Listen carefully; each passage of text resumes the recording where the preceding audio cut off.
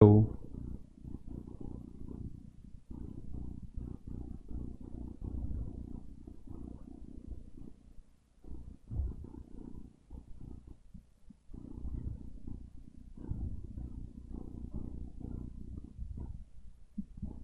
अमन देखो अब class visible हो रही होगी।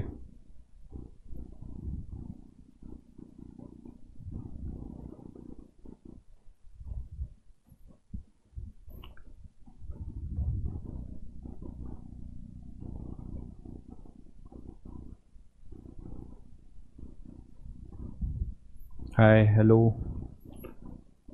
सभी को गुड आफ्टरनून। नमस्ते भाई Chirag. Good afternoon good afternoon.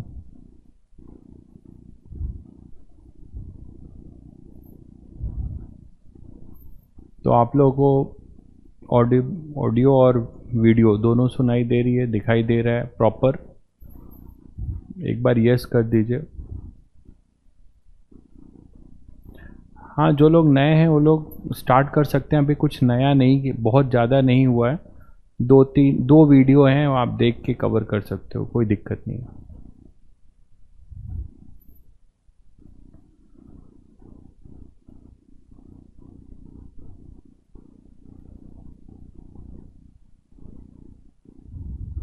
ठीक है,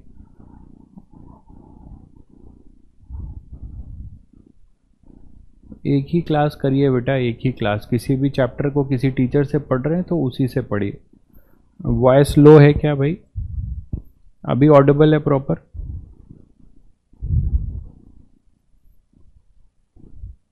एक बार यस लिख दीजिए। यस, ठीक है, ओके।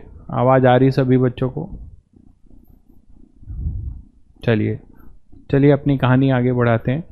तो कहानी आज की आगे बढ़ रही है इलेक्ट्रिक फील्ड से। अभी तक हमने ये देखा था कि कोई भी अगर दो चार्जेस हैं तो they have a interaction, okay, and this interaction is calculated by Coulomb's law. ठीक है, अब एक चार्ज दूसरे चार्ज पर इंटरेक्शन कैसे लगाता है, ठीक है, इसकी कहानी जो है आपको बताई जाएगी। इलेक्ट्रिक फील्ड अगर आप जान जाओगे तो एक चार्ज, जैसे मैं आपसे बात कर रहा हूँ, कैसे बात कर रहा हूँ, बाई सम मीन्स, ठीक है, तो उसी तरह से आपने दो चार्जेज ऐसे रख दिए हैं। अब ये दोनों चार्ज एक दूसरे से इंटरैक्ट कर रहे हैं। There interaction is either in the form of attraction और रिपल्शन। तो ये अट्रैक्शन या रिपल्शन एक दूसरे को जो इंटरैक्ट कर रहे हैं, इसी को हम इंटरैक्शन नाम दे रहे हैं। तो ये कैसे कर रहे हैं? तो होता क्या है कि एक चार्ज अपनी फील्ड क्रिएट करता है दूसरे पे, और उस फील्ड में वो चार्ज पड़ा होता है तो उस पर लगता है फोर्स। ठीक है, तो पहले जो है आपके पास क्या होता है, सबसे पहले आपके पास क्या होता है कि फील्ड क्रिएट होती है। ठीक है, एक चार्ज जब दूसरे चार्ज पे फोर्स लगाएगा तो सबसे पहले क्या क्रिएट करेगा, हम होमवर्क पे आएंगे भाई, स्लाइड वाले होमवर्क पे, डोंट वरी। तो हमारे पास जो है एक चार्ज दूसरे चार्ज पे क्या क्रिएट करेगा, फील्ड, और उस फील्ड की वजह से जो चार्ज पड़ा होगा उस पे लगेगा फोर्स। ठीक है, तो याद करिए मैंने आप लोगों को फील्ड के बारे में एक और भी बात बताई थी कि रेस्ट चार्ज का जो सराउंडिंग में इन्फ्लुएंस है that is our electric field, है ना। अगर रेस्ट चार्ज है और वो सराउंडिंग में कोई इन्फ्लुएंस क्रिएट कर रहा है तो that is our electric field. तो अब उसी की बात करते हैं। तो इलेक्ट्रिक फील्ड को जो अब आप डिफाइन करते हो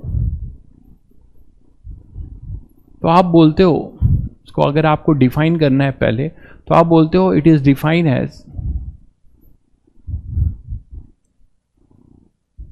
force acting per unit charge. Force acting per unit charge. अब ये जो पर यूनिट चार्ज है आपके पास, तो उस चार्ज के बारे में भी अभी बात करेंगे। तो मतलब E के बारे में, E वेक्टर है, इसको आप डिफाइन करते हो F अपॉन Q, और इस Q के लिए एक टर्म बोला जाता है लिमिट Q टेंड्स टू 0। इसका क्या मतलब है अभी समझते हैं। तो यहां से आप बोल सकते हो E इक्वल टू, जब ये Q टेंड्स टू 0 होता है तो इसी को हम बोलते हैं test charge. Test charge that is Q naught, मतलब इसकी वैल्यू जो है नियर अबाउट टेंडिंग टू 0 होती है। तो हम यहां पे E लिखते हैं F अपॉन क्यू नॉट।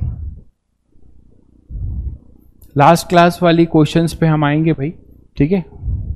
तो E equal to f upon, इस बार आप लोग को जब पीपीटी मिली होगी, उसकी नोट्स मिली होगी, तो उसमें आपको स्लाइड्स मिले होंगे जिस पे क्वेश्चंस मिला होगा, तो आप लोगों ने अटेम्प्ट भी जरूर किया होगा, तो उस पे आएंगे अभी। तो E equal to f upon q naught, ये है अपना जनरल इलेक्ट्रिक फील्ड को डिफाइन करने का तरीका। अब इसको समझते हैं कि what is Q tending to zero means. मान लो अगर तुम्हारे पास कोई एक चार्ज पड़ा हुआ है, यहाँ पे कोई चार्ज पड़ा हुआ है प्लस Q, ठीक है। अब ये अपने सराउंडिंग में क्या क्रिएट कर रहा है, जिस चीज को रेस्ट है ना, ये ध्यान रखिएगा, ये रेस्ट है। तो रेस्ट पे कोई चार्ज पड़ा हुआ है, तो this charge is creating certain influence around it surrounding, और उसी को आपने क्या बोला, फील्ड। तो ये फील्ड दिखता तो है नहीं, तो आप इसे महसूस कर सकते हो। तो आप कैसे महसूस करोगे, आप मतलब इसी के नेचर का कोई आदमी जिसको आप टेस्ट चार्ज बोल रहे हो वो महसूस करेगा। मान लीजिए आपने इसको यहां पर एक क्यू नॉट चार्ज रख दिया प्लस, तो ये जो प्लस क्यू नॉट चार्ज रखा आपने, तो ये आपको ये दिखेगा कि आइदर ये रिपेल हो रहा होगा या फिर अट्रैक्ट हो रहा होगा। मैंने प्लस रखा है तो ये इस पे रिपेल हो रहा होगा। कूलम्स लॉ के अकॉर्डिंग आप बताओ कि ये r डिस्टेंस पे अगर है तो इस पे एक फोर्स लगेगा, अभी आपने बताया F on q naught due to capital Q, ऐसा लगेगा।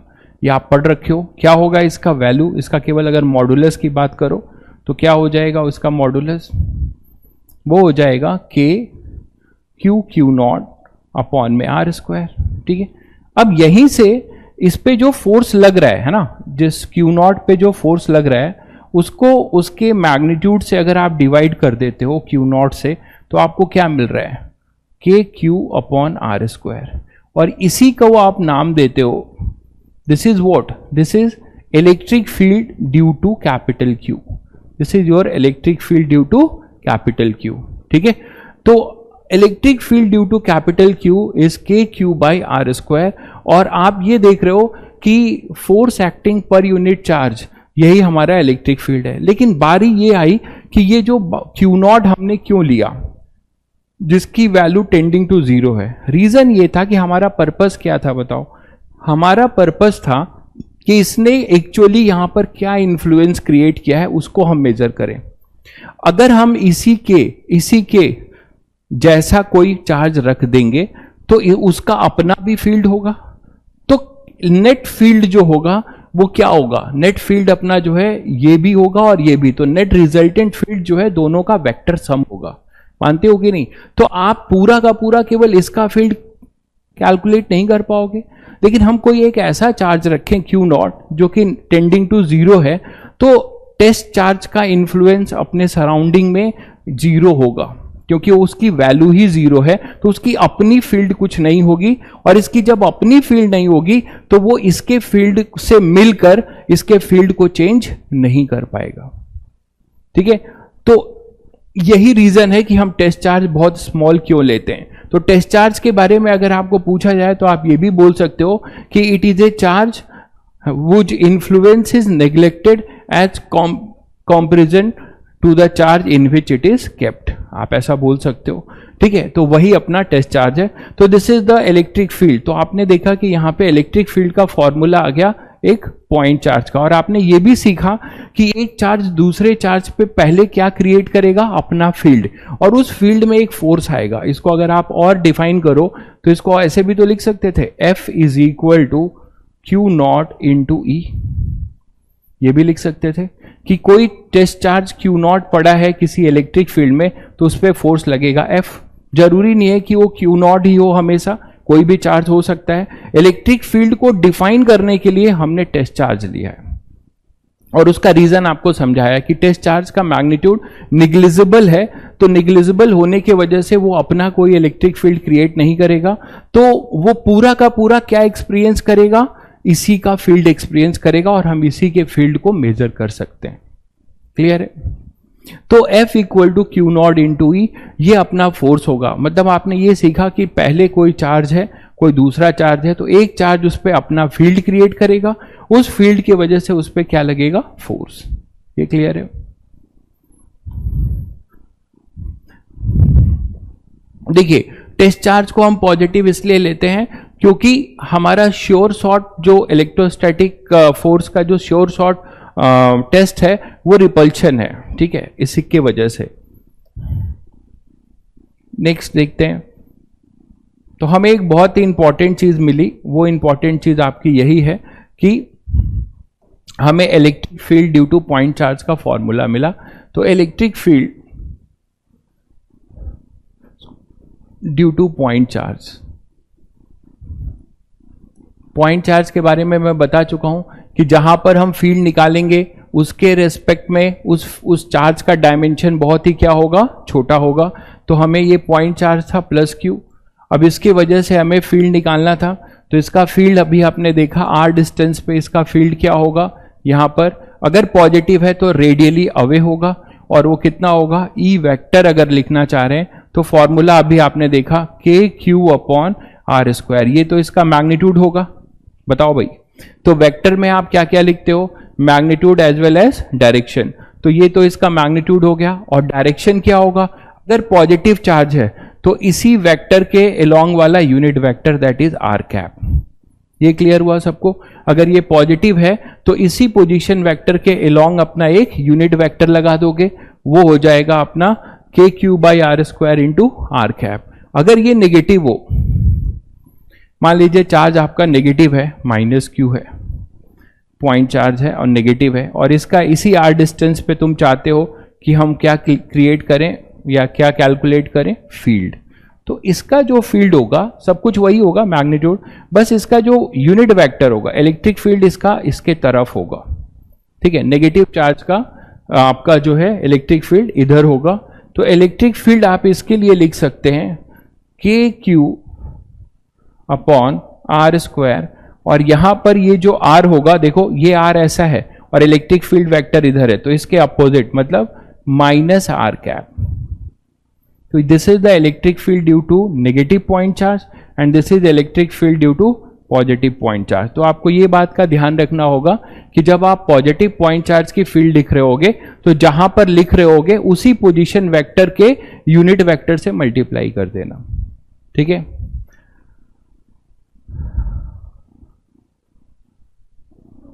ठीक है, आपको जो भी डाउट है भाई, ये जस्ट आर्टिकल खत्म होता है तो पूछ लीजिएगा। E इज इक्वल टू के क्यू बाई आर स्क्वायर, और ये हो जाएगा अपना माइनस आर कैप। डीपीपी का आपको मैंने बता दिया है, आप अटेम्प्ट करेंगे और फिर उसका लाइव डिस्कशन करेंगे। जो भी आपको डाउट होगा जो क्वेश्चंस में, उसका हम यहाँ पे करेंगे। टेस्ट चार्ज की वैल्यू 1 कूलम नहीं होती मेरे भाई, ठीक है। क्या नाम है इनका, श्रेया, जो भी है, ऐसा नहीं बोलते हैं हम कि टेस्ट चार्ज की वैल्यू हमेशा 1 कूलम होगी, ये गलत है, ठीक है। Test charge is tending to 0, उसकी कोई भी वैल्यू हो सकती है, वो नियर अबाउट टेंडिंग टू 0 होगी, ठीक है। गुलशन, हाँ बताइए भाई गुलशन, क्या आपका डाउट है? श्रेया ने पूछा था, श्रेया क्लियर है आपको कि टेस्ट चार्ज की वैल्यू 1 कूलम होगी? कोई जरूरी नहीं है, ठीक है। टेस्ट चार्ज की वैल्यू जो है टेंडिंग टू 0 रहेगी। गुलशन बताइए क्या डाउट है आपको? सीट आपको करनी है भाई, बिल्कुल करनी है। आपको बता दिया है कि कूलम्स लॉ और प्रॉपर्टी ऑफ चार्ज वाली सीट अब आप कर सकते हो अटेम्प्ट। आपका गुलशन पहले का क्लास जो लेफ्ट हुआ है, तो आप ज़्यादा नहीं लेफ्ट हुआ है, 2 या 3 लेक्चर्स हैं, वो आप लेक्चर जो है आपके पास हैं उसको देख लीजिए और वहाँ से आप इजीली कर सकते हैं, बहुत छोटा ही हुआ है। हाँ बिल्कुल, 1 कूलम चार्ज एक काफ़ी बड़ा चार्ज होता है। तो 1 कूलम चार्ज अगर बड़ा चार्ज होता है, मैंने इसीलिए कहा था कि जब वो 1 कूलम रख दोगे तो क्या होगा, वो उसके इलेक्ट्रिक फील्ड को क्या करेगा, इफेक्ट डाल देगा, जिसको आप मेजर करने जा रहे हो। इसीलिए हम टेस्ट चार्ज लेके आते हैं जो टेंडिंग टू 0 है, ठीक है। एक ही चीज आप प्लीज मत पूछिए। तो यहां पर आपके पास हो जाएगा k q by r square minus r cap, ठीक है। This is for negative charge और ये दिस इज फॉर पॉजिटिव। तो इसी को अगर हम कार्टेशियन कोऑर्डिनेट में बात करें, अगर हम इसी का कार्टेशियन कोऑर्डिनेट में बात करें तो इसकी वैल्यू क्या लिखोगे? देखो ऐसा कुछ पूछा जाए,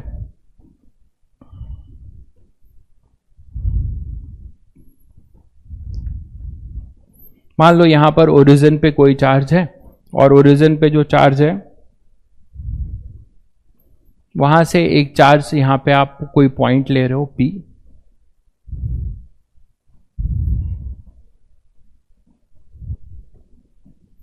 ये पॉइंट है अपना P, जिसके कोऑर्डिनेट्स दिए हुए हैं x, y, z, ठीक है। और यहां पर एक चार्ज रखा हुआ है प्लस q का, ये नेगेटिव भी हो सकता है। कहां पे रखा है मैंने इसको? ओरिजिन पे।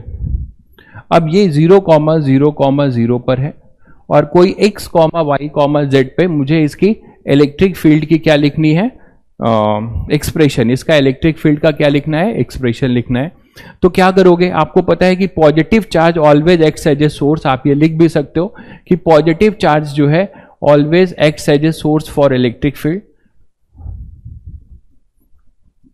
ये इलेक्ट्रिक फील्ड लाइंस पढ़ेंगे तो और क्लियर होगी। Acts as a source for electric field, मतलब यहां से इलेक्ट्रिक फील्ड आपको हमेशा बाहर जाती हुई दिखेगी। जैसे बल्ब है, बल्ब से लाइट डाइवर्ज करते हुए जाती हैं, उसी तरीके से यहां पे प्लस क्यू चार्ज से इलेक्ट्रिक फील्ड हमेशा बाहर जाती हुई दिखेंगी। Always acts as a source for electric field, ठीक है। जबकि माइनस क्यू जो है always acts as a sink, always acts as a sink. Sink का क्या मतलब हुआ कि वहां पर आप ये मानोगे कि पॉजिटिव चार्ज का मतलब हुआ कि ये है जैसे, तो यहां से इलेक्ट्रिक फील्ड आपको यहां से डाइवर्ज करते हुए दिखेंगी हमेशा। और माइनस क्यू, ये हम फील्ड लाइंस पढ़ेंगे तो और डिटेल में क्लियर होगा। और माइनस क्यू होगा तो यहां पर आपके पास ये कन्वर्ज करता हुआ दिखेगा, तो इसीलिए इसको सिंक बोला जा रहा है, ठीक है। अब आप यहां से बोल सकते हैं कि ये यहां पे एक्स वाई जेड है, ध्यान से देखो। अब एक्स वाई जेड के लिए प्लस क्यू है, तो आपने अभी पढ़ा कि इसको अगर आप नाम देते हो कुछ O और इसे P, तो एक पोजीशन वेक्टर होगा ROP, ऐसा वेक्टर बोलो, ROP पोजीशन वेक्टर होगा। अब इस ROP पोजीशन वेक्टर के अवे रेडियली आउटवर्ड इस तरफ, क्यों भाई रेडियली आउटवर्ड क्यों ले रहे हो? क्योंकि यहां पे प्लस क्यू है तो रेडियली आउटवर्ड होगा।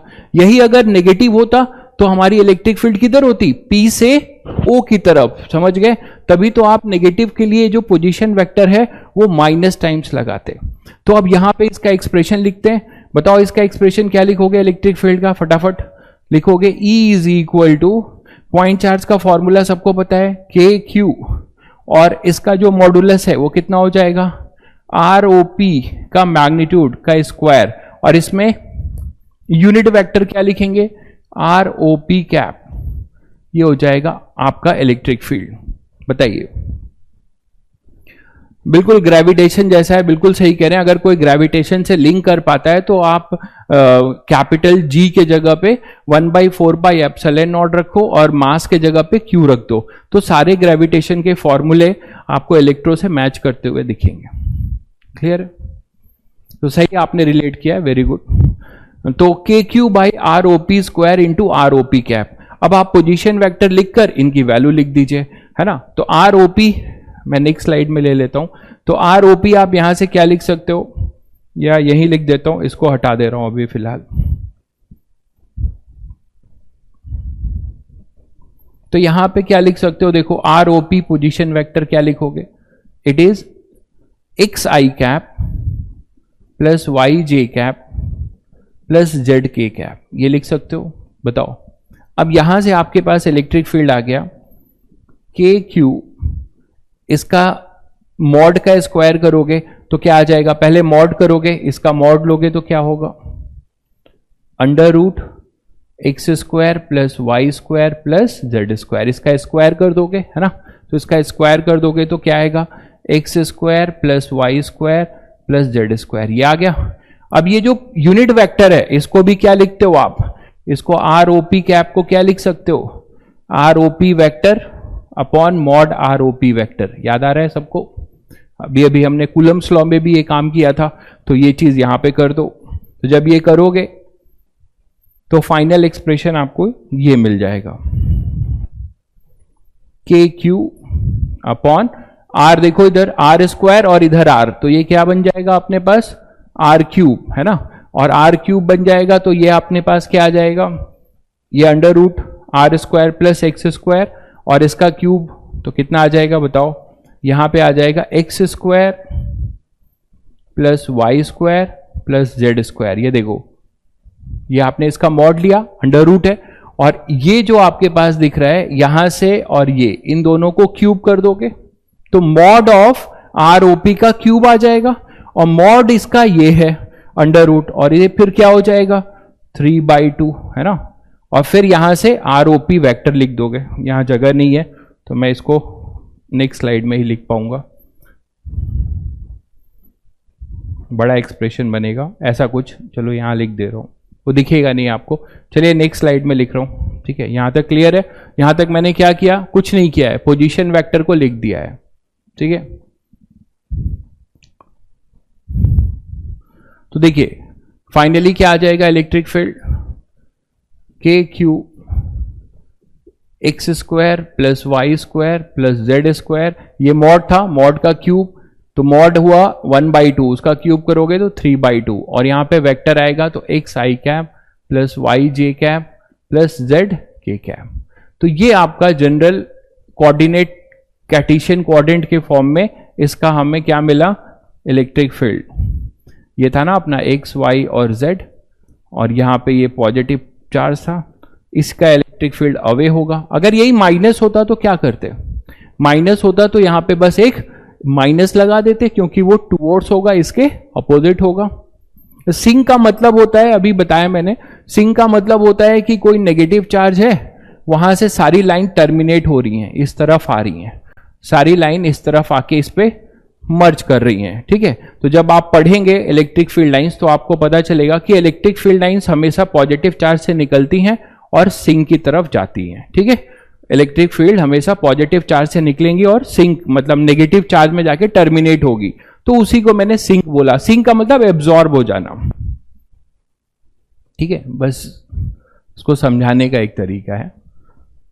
क्लियर हो गया? तो यहां से आपने कार्टेशियन फॉर्म से जो है, हाँ बिल्कुल कन्वर्ज हो जाएगा, ठीक है। तो यहां से आपने पास इलेक्ट्रिक फील्ड आप कार्टेशियन फॉर्म में भी इस तरीके से लिख सकते हो, ठीक। अब जैसे एक क्वेश्चन तुम लोग करके बताओ, मान लो हमारे पास यहां पे कोई पॉइंट चार्ज है,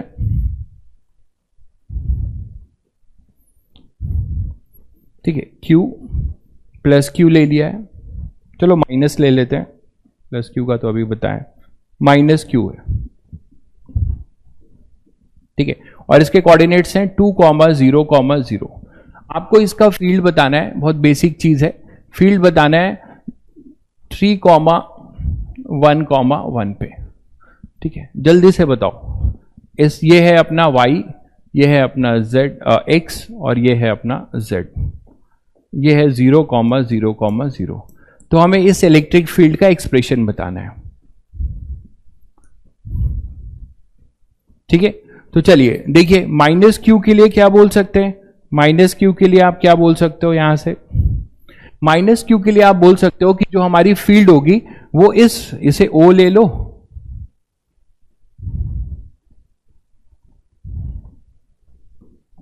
इसे O ले लो, इसे A ले लो और इसे P ले लो, ठीक है। तो ये जो A से P को ज्वाइन करोगे तो हमारा जो AP वेक्टर होगा, ठीक है, AP वेक्टर होगा, इस AP वेक्टर के अपोजिट मतलब इस तरफ, इधर ही होगी अपनी इलेक्ट्रिक फील्ड, ठीक है। तो इसके लिए क्या लिख सकते हो, E वेक्टर क्या लिख सकते हो, K Q, मैग्नीट्यूड वही रहेगा K Q बाई, और डिस्टेंस कितना होगा, इसको एक वेक्टर नाम दे रहे हो आप RAP, ये वेक्टर है अपना कितना RAP वेक्टर। तो आप इसका क्या लिखोगे, अभी अभी आपने पढ़ा फॉर्मूला वेक्टर फॉर्म में, E इक्वल टू क्या लिखा था, K Q by R square into R cap, यही पढ़ा था, ठीक है। तो यहां से आप लिख सकते थे वही वेक्टर, अगर आप हटाते हो यूनिट वेक्टर तो इसको ऐसे लिखते थे, vector R upon mod R, और यहां से आपको मिलेगा k q upon r cube into vector r. तो यही चीज यहां करना है, बस ये ध्यान रहे कि ये पॉजिटिव चार्ज के लिए था, नेगेटिव के लिए यहां माइनस आ जाएगा। तो के क्यू बाई आप क्या लिखोगे, आर के जगह पे कौन सा वेक्टर है, आर ए पी वेक्टर का मॉड का क्यूब, ठीक। और यहां पे अब minus r a p vector हो जाएगा। माइनस क्यों भाई, क्योंकि इलेक्ट्रिक फील्ड इधर है, उसकी तरफ है, माइनस क्यू की तरफ होगी, और पोजीशन वेक्टर हमारा यहां से इस तरफ है, पी की तरफ है, पोजीशन वेक्टर पी की तरफ है, और ये जो है अपना आर ए पी जो है ए से पी है, जबकि इलेक्ट्रिक फील्ड पी से ए है नेगेटिव चार्ज के लिए, ठीक है। तो यहां से आपके पास आएगा आर ए पी माइनस के साथ, ठीक है। तो अब आप आर ए पी की वैल्यू लिख दो। आर ए पी वैक्टर क्या है, देखो ये आर ए पी जब लिख रहे हो तो आप या तो माइनस कर दो या minus times of r a p को सीधे आर पी ए भी लिख सकते हो। तो आपके ऊपर है, आप जैसा भी करो। आप आर माइनस लिख दिया है तो मैं आर ए पी लिख रहा हूं, तो आर ए पी करोगे तो ये फाइनल कोऑर्डिनेट होगा, ये इनिशियल क्या लिखोगे 3 माइनस 2 आई कैप। अब जस्ट कूलम्स लॉ जैसा ही है, 1 माइनस 0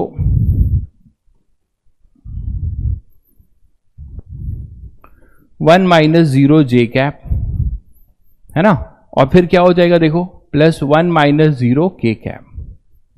तो आपको आर ए पी मिल जाएगा आई कैप प्लस जे कैप प्लस के कैप। दिख गया सबको? तो आर ए पी मिल गया। अब यहां से आप ई वेक्टर लिख लो। ई वेक्टर क्या हो जाएगा के क्यू अपॉन, इसका मॉड लोगे तो क्या आएगा √3, और उसका फिर क्या करोगे क्यूब, तो क्या आएगा 3 की पावर 3/2, और फिर ये वेक्टर यहां माइनस रहेगा, ये माइनस, ये वाला माइनस, और फिर आर ए पी वैक्टर लिख दो, तो आई कैप प्लस जे कैप प्लस के कैप। तो ये मिल गया तुम्हें इलेक्ट्रिक फील्ड वेक्टर फॉर्म में। इससे क्या समझा तुमने कि इस पॉइंट पे जो इलेक्ट्रिक फील्ड होगी, ठीक है, हाँ ये 3√3 है, बिल्कुल 3 की पावर 3/2 जो है आपका 3√3 है, ठीक है। क्यूब कैसे आया, यहां देखो भाई लिखा हुआ है। एक ही चीज आप लोग जो है चैट में ज्यादा ध्यान दे रहे हो, दैट इज द प्रॉब्लम, ठीक है। हम आगे कैसे बढ़ेंगे, आप 12th के बच्चे हो, आपको जो है आगे बढ़ना है, जल्दी पढ़ के बहुत सारी चीजें सीखनी है, ठीक है। आप चैट में ध्यान मत दो, इसी चीज के लिए मैंने यहां रिपीट किया। आप मुझसे पूछ रहे हो क्यूब कैसे आया, दिख रहा है k q by r square r cap. R cap को पोजीशन वेक्टर अपॉन मॉड लिख दिया है, तो यहां से आपको आर क्यूब मिल गया, ठीक है। तो यहां से आपके पास माइनस के क्यू बाई 3 की पावर 3/2 जो 3√3 होगा, आई कैप प्लस जे कैप प्लस के कैप। इस तरीके से आप इलेक्ट्रिक फील्ड लिख सकते हो। आप यहां पे सुपरपोजिशन प्रिंसिपल भी अप्लाई कर सकते हो, ठीक है। सुपरपोजिशन प्रिंसिपल मतलब मोर देन 1 चार्जेस का फील्ड लिखना है, तो देखो सुपरपोजिशन यहां पे भी अप्लाई कर सकते हो। यहां पे भी वही उसी तरह बोलोगे कि मान लो आपके पास Q1 Q2 और Q1 कुछ n चार्जेस हैं स्पेस में, और आपको यहां पर कुछ पॉइंट है P, यहां पे नेट फील्ड लिखनी है, ठीक है। तो भाई कंटिन्यूअस बॉडी पे आएंगे जस्ट इसके बाद। तो यहां पर आपके पास P पॉइंट है, सीक्वेंस मुझे ही रखने दो, मुझे पता है कि आपको कब क्या पढ़ाएंगे तो समझ में आएगा।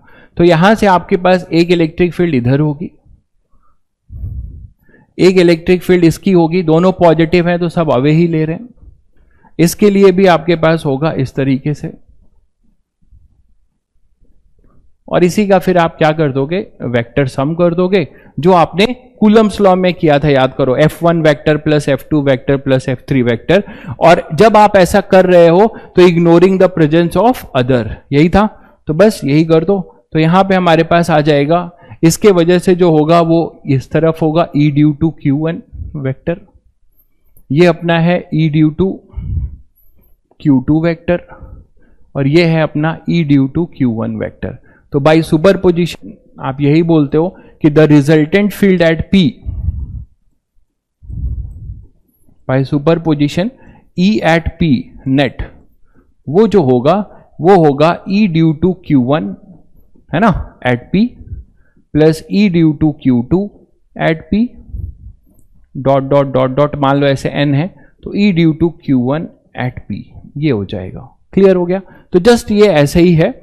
तो इस तरीके से रिजल्टेंट आप फील्ड लिख सकते हो। आपको अगर मान लो स्पेस में 3 डायमेंशनल नहीं है तो आप ट्राई करो कि वेक्टर फॉर्म लेके कंपोनेंट लेके कर लो। जैसे मैंने आपको ट्रायंगल वाले क्वेश्चंस कराए थे, है ना, कि वर्टिसेस पे चार्जेस हैं तो नेट फोर्स एक पे बताओ, तो आप क्या करते थे, वहां वेक्टर तो नहीं लिखते थे, आप वहां पे जस्ट क्या करते थे कि सबकी जो है कंपोनेंट लेके कर देते थे। 2 डायमेंशन में आप कंपोनेंट प्रेफर कर सकते हो, बट अगर 3 डायमेंशनल की कहानी है तब तो आपको क्या करना पड़ेगा, इसको वेक्टर फॉर्म में ही लिखना पड़ेगा। क्लियर है? तो ये हो गई अपनी पॉइंट चार्ज की कहानी। पॉइंट चार्ज की कहानी के बाद इससे अपना केवल काम चलेगा नहीं। मान लीजिए आपसे ये पूछा जाए कि कुछ कंटिन्यूअस चार्ज डिस्ट्रीब्यूशन है, ठीक है, कुछ कंटिन्यूअस चार्ज डिस्ट्रीब्यूशन है, पूरा चार्ज जो है पूरा फैला हुआ है। अब ये जो चार्ज डिस्ट्रीब्यूशन है 3 टाइप से फैले हुए मिलेंगे आपको।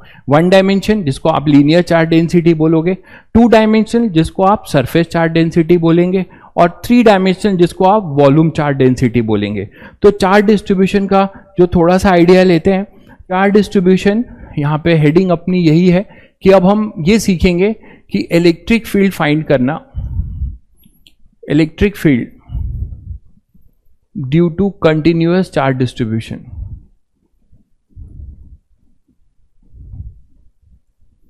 कंटिन्यूअस चार्ज डिस्ट्रीब्यूशन, ठीक है। तो कंटिन्यूअस चार्ज डिस्ट्रीब्यूशन में मैंने आपको बताया कि चार्ज डिस्ट्रीब्यूशन 3 टाइप से आपको डिस्ट्रीब्यूटेड मिलेंगे, एक लीनियर चार्ज डिस्ट्रीब्यूशन, एक एरियल और एक वॉल्यूम, ठीक है। तो लीनियर चार्ज डिस्ट्रीब्यूशन में क्या होगा, थोड़ा सा आइडिया ले लीजिए, बाकी अभी क्वेश्चंस में क्लियर होगा। Linear charge distribution, linear charge distribution में क्या होगा कि चार्जेस जो है 1 डायमेंशनली डिस्पर्स होंगे, वो यूनिफॉर्म भी हो सकते हैं और नॉन यूनिफॉर्म भी। फॉर एग्जांपल जैसे एक मान लो क्या करें, एक छोटा सा कंडक्टिंग रॉड ले लेते हैं, ठीक है। एक छोटा सा मान लो कंडक्टिंग रॉड है इस तरीके से,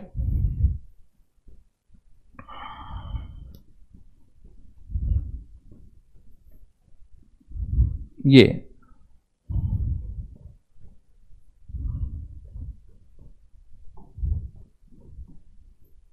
अब ये जो रॉड है इस पे आपने चार्ज डिस्पर्स कर दिया, कंडक्टिंग रॉड है, ठीक है। तो यहां पे ये इस तरीके से चार्ज डिस्पर्स हो जाएगा, जो भी चार्ज तुमने इसको दिया होगा ना, अगर ये कंडक्टिंग है तो इक्वली जो है कंडक्टिंग है, इक्वली जो है क्या हो जाएगा, डिस्ट्रीब्यूटेड हो जाएगा पूरे लेंथ में। तो मान लो तुमने इसको टोटल चार्ज Q दिया और इसका लेंथ L है, ठीक। तो अब क्या होगा कि ये जो है लीनियरली जब डिस्पर्स हो जा रहा है तो इसमें आप बोल सकते हो चार्ज पर यूनिट लेंथ, एक टर्म डिफाइन होता है लैम्डा, जिसको आप बोलते हो Q/L, that we call it linear charge density. Linear charge density, इसी को आप कहते हो लीनियर चार्ज डेंसिटी, ठीक। अगर ये Q/L कांस्टेंट है, अब इसमें 2 चीजें हो सकती हैं कि अगर ये तुम्हारा Q/L कांस्टेंट है तो इसे आप कहेंगे यूनिफॉर्म चार्ज डिस्ट्रीब्यूशन है, कि हमारा चार्ज पर यूनिट लेंथ अगर कांस्टेंट है तो आप इसको बोलते हैं कि भाई ये यूनिफॉर्मली डिस्ट्रीब्यूटेड है, ठीक है। तो इसको आप बोलोगे कि इफ लैम्डा इज कांस्टेंट, तो आप बोलते हो कि यूनिफॉर्मली डिस्ट्रीब्यूटेड, यूनिफॉर्मली डिस्ट्रीब्यूटेड, ठीक है। तो अगर ये यूनिफॉर्मली डिस्ट्रीब्यूटेड है, ठीक बात है, तो हम क्या कर सकते हैं, मैं आपसे पूछ रहा हूं कि मुझे x लेंथ पे केवल बता दो। तो x लेंथ पे मतलब मैं बोलूं कि मुझे यहां पे x लेंथ पे मैं हूं और x लेंथ पे मैं एक छोटा सा टुकड़ा लिया हूं, मान लो dx, छोटा सा, और इस पे चार्ज मैं बोल रहा हूं dq है, इस पे चार्ज मैं बोल रहा हूं कितना, dq है। तो मैं बोलूंगा कि मुझे dq लिखना है, तो dq लिखना बहुत आसान है आपके लिए, है ना। क्या लिखने वाले हो आप बताओ भाई, अगर तुम्हें पर यूनिट लेंथ की चीजें कांस्टेंट हैं तो जितने लेंथ का लिखना है उतने लेंथ से मल्टीप्लाई कर दो, ठीक बात है। अगर आपको x लेंथ का लिखना है तो देखो Q एट x लेंथ, तो क्या लिखोगे, Q/L इंटू x कर दोगे, ठीक है, Q एट x लेंथ। अगर आपको dq केवल लिखना है तो dq के लिए क्या करोगे, Q/L इंटू dq कर दोगे, और dq को क्या लिख सकते हो, Q/L, ये लैम्डा है, sorry Q/L into dx, dx length है ना इसका, dx, और Q/L को आप लिख सकते हो लैम्डा dx। तो ये 2 चीज आपको इसकी जरूरत पड़ेगी, कब हम किसको यूज करेंगे। अब ध्यान से सुनो, अगर मान लो तुम्हारा चार्ज कांस्टेंट है पूरा, लैम्डा कांस्टेंट है, तो किसी x बड़े से x लेंथ के लिए लिखने के लिए आप सीधे सीधे क्या करना, लैम्डा को उस लेंथ से मल्टीप्लाई कर देना। लेकिन अगर यूनिफॉर्म नहीं है, दूसरा केस लें कि if lambda is not uniform, देखिएगा लैम्डा यूनिफॉर्म नहीं है, तो लैम्डा यूनिफॉर्म नहीं है मतलब वो किसी का फंक्शन है, वो आपको दिया जाएगा। तो लैम्डा मान लो है अपने पास लैम्डा नॉट एक्स स्क्वायर, मान लो ऐसा है lambda naught x square, where x जो है किसी एंड से डिस्टेंस है, ये डिस्टेंस है, ए से डिस्टेंस है। तो आप क्या देख रहे हो कि जो अपना चार्ज डिस्ट्रीब्यूशन है, जैसे जैसे एक्स बढ़ाओगे इसकी डेंसिटी बढ़ती जाएगी, यूनिफॉर्म नहीं रहेगी, है ना। जैसे आप ये बोल रहे हो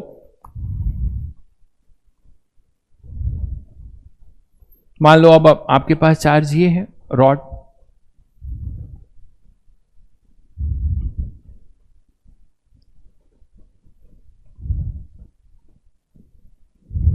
ये रॉड है। अब इस रॉड पे आप देख रहे हो ये x है, तो x जैसे जैसे बढ़ रहा है, x तुम्हारा जैसे जैसे बढ़ रहा है, तुम्हारी लीनियर चार्ज डेंसिटी बढ़ती जा रही है। मतलब आप इस एंड की तरफ आओगे, यहां पे चार्ज कुछ ऐसे होंगे, थोड़े डेंस नहीं होंगे, फिर इधर और डेंस होते जाएंगे, फिर इधर और ज्यादा डेंस हो जाएंगे, और ज्यादा, शायद समझ गए आप लोग। तो जो लीनियर चार्ज जो डेंसिटी होगी, जो लीनियर चार्ज डेंसिटी होगी, वो अगर यूनिफॉर्म नहीं है तो अब यहां पर आप ये नहीं लिख सकते कि x लेंथ का जो चार्ज होगा वो q by L into x होगा, ऐसा आप नहीं कर सकते, ठीक है, क्योंकि हमारा लैम्डा कांस्टेंट नहीं है।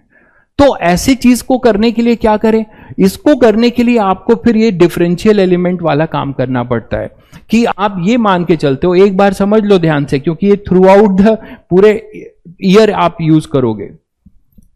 आप यहां पे x के जगह पे फिर x पे जाके एक छोटा सा एलिमेंट लोगे dx, ठीक है, इसमें मानोगे कि चार्ज कितना है dq, ठीक है। अब इस बोलोगे कि इससे फायदा क्या होगा सर, इससे फायदा ये होगा कि ये जो dq चार्ज है ये कहां पर है, dx लेंथ पे। तो इसको लिखने के लिए, अब बहुत ध्यान से सुनना, इसको लिखने के लिए आप जो लैम्डा ले रहे हो वो लैम्डा यहां पे आए हो ना, यहां पे x पे, तो यहां का लैम्डा क्या माना जाएगा, लैम्डा एट x, और यहां का लैम्डा होगा lambda at x plus dx। तो आप ये बोल सकते हो कि since dx is very small, since dx is, इसमें कॉन्सेप्ट जो यूज हो रहा है very small, so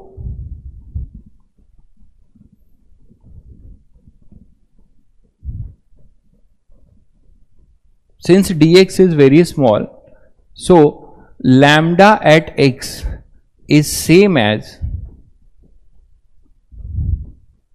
lambda at x plus dx। ये मेरी बात आप लोग को अगर समझ में आ गई तो आपको कोई दिक्कत नहीं है। lambda at x जो है मैं बोल रहा हूं कि वो सेम होगा lambda at x plus dx। क्यों भाई, क्योंकि x is equal to near about x plus dx, x is near about equal, क्योंकि dx इज वेरी स्मॉल। यही कैलकुलस का मीनिंग होता है कि इसी से हम अपना सारा कुछ करते हैं। तो हमें यह पता चल गया कि मैं पूरे x लेंथ के लिए लैम्डा को कांस्टेंट नहीं ले सकता था, लेकिन हम छोटे से डिस्टेंस dx के लिए लैम्डा को कांस्टेंट ले सकता हूं। और जब मैं लैम्डा को कांस्टेंट ले सकता हूं तो ये वाला फॉर्मूला लगा सकता हूं भाई कि मुझे चार्ज पर यूनिट लेंथ, अगर ये कांस्टेंट है तो मुझे उतने लेंथ से मल्टीप्लाई कर देने का है जितने लेंथ का चार्ज हमें लिखना है, ठीक। तो हमने x लेंथ तक तो मैं कांस्टेंट नहीं ले सकता, लेकिन केवल dx लेंथ के लिए मैं इसे कांस्टेंट मान सकता हूं। तो मैं dq क्या लिखने जा रहा हूं, dq लिखूंगा lambda at x into dx, ठीक है। और लैम्डा एट x कितना दिया हुआ है, लैम्डा x आपको दिया हुआ है lambda naught x square dx। इसी को हम इंटीग्रेट कर देंगे तो हमें टोटल चार्ज मिल जाएगा पूरे रॉड का 0 से L। तो टोटल चार्ज आपको मिल जाएगा, टोटल चार्ज आप देख लो यहां से क्या आ जाएगा, ठीक है। तो टोटल चार्ज आपको यहां से मिल जाएगा। तो सब आप लोगों को क्लियर हो गया कि कैसे ही यूनिफॉर्म डिस्ट्रीब्यूशन में क्या करेंगे और नॉन यूनिफॉर्म डिस्ट्रीब्यूशन में क्या करेंगे, क्लियर है। यूनिफॉर्म में आपको कुछ नहीं सोचना है, जितने लेंथ का आपसे पूछा जा रहा है charge per unit length into उतने लेंथ से मल्टीप्लाई कर दो। लेकिन अगर नॉन यूनिफॉर्म है तो आपको x पे जाके एक छोटा सा एलिमेंट dx लेना होगा, ठीक है। और dx जो लोगे वो dx के लिए लैम्डा कांस्टेंट होगा। भाई समझ में आएगा, आप यहां पे देखेंगे ध्यान से, तो मैं बार बार वही चीज रिपीट कर रहा हूं। तो मैंने कहा कि लैम्डा जो है आपका x के अकॉर्डिंग वेरी कर रहा है, ठीक है, x के अकॉर्डिंग वेरी कर रहा है। तो जो लैम्डा x पर होगा वही लैम्डा एक छोटे से एलिमेंट dx पे होगा, x प्लस dx पे, क्योंकि अगर x 5 मीटर है तो dx का मतलब है 0.02 mm। तो 5 मीटर के रेस्पेक्ट में, 5 मीटर में जब आप 0.02 mm जोड़ोगे, ठीक है, तो आपका क्या हो जाएगा, 5 मीटर ही रहेगा, उसकी वैल्यू बहुत चेंज तो नहीं होगी। इसका यह मतलब है कि जो लैम्डा हमारा x पर होगा वही लैम्डा x प्लस dx पे होगा। तो अब lambda at x plus d x पे जो है वही एक्स पर है, मतलब डी एक्स लेंथ के लिए लैम्डा कांस्टेंट है, तो उसके लिए हम डायरेक्ट क्या लिख सकते हैं, डी क्यू, कितने लेंथ का चार्ज है, dx लेंथ का, तो उसके लिए हम डायरेक्ट ये यूज कर सकते हैं। बट यहां पे जो लैम्डा लिखा जाएगा, कौन सा लैम्डा लिखा जाएगा, लैम्डा एट x लिखा जाएगा। तो यहां से अब आप इसे इंटीग्रेट कर दो, इंटीग्रेट करोगे तो आपके पास क्या मिलेगा, देखिए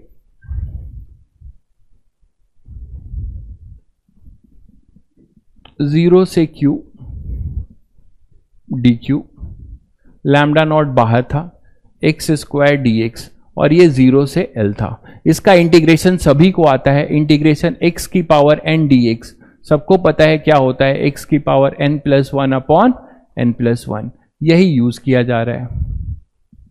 क्लियर है? तो यहां पे n की जगह पे कितना है 2, तो यहां पे q कितना आ जाएगा, देखो lambda naught x cube by 3, और फिर हम यहां पे ऐसे स्क्वायर करते हैं, अपर लिमिट और लोअर लिमिट, ये तो पता होगा आपको। तो यहां से ये अपर लिमिट हो गई आपकी L, तो Q क्या हो जाएगा, लैम्डा नॉट L, और यहां पे अच्छा ये L नहीं है, हाँ lambda naught L cube by 3, तो ये चार्ज आ जाएगा अपने रॉड पे टोटल। तो this is the total charge. तो आपने क्या देखा कि टोटल चार्ज आप ऐसे नहीं लिख सकते थे कि लैम्डा इंटू L, मेरी बात समझ रहे हैं? अब यहां पे जब लैम्डा जो है वेरी कर रहा होगा तो आप total charge lambda into L नहीं लिख सकते थे, आप फंक्शन बना के उसको इंटीग्रेट करके लिख पाते। क्लियर है? तो ये अपने पास है, तो ये हुआ लीनियर चार्ज। इसी तरीके से आपका surface charge density, areal charge distribution होगा। तो एरियल चार्ज डिस्ट्रीब्यूशन में देखिए क्या होगा, उसमें 2 डायमेंशन में चार्जेस डिस्पर्स होंगे। तो नेक्स्ट अपना है एरियल चार्ज डिस्ट्रीब्यूशन, या जिसको आप सरफेस चार्ज डेंसिटी बोलते हैं।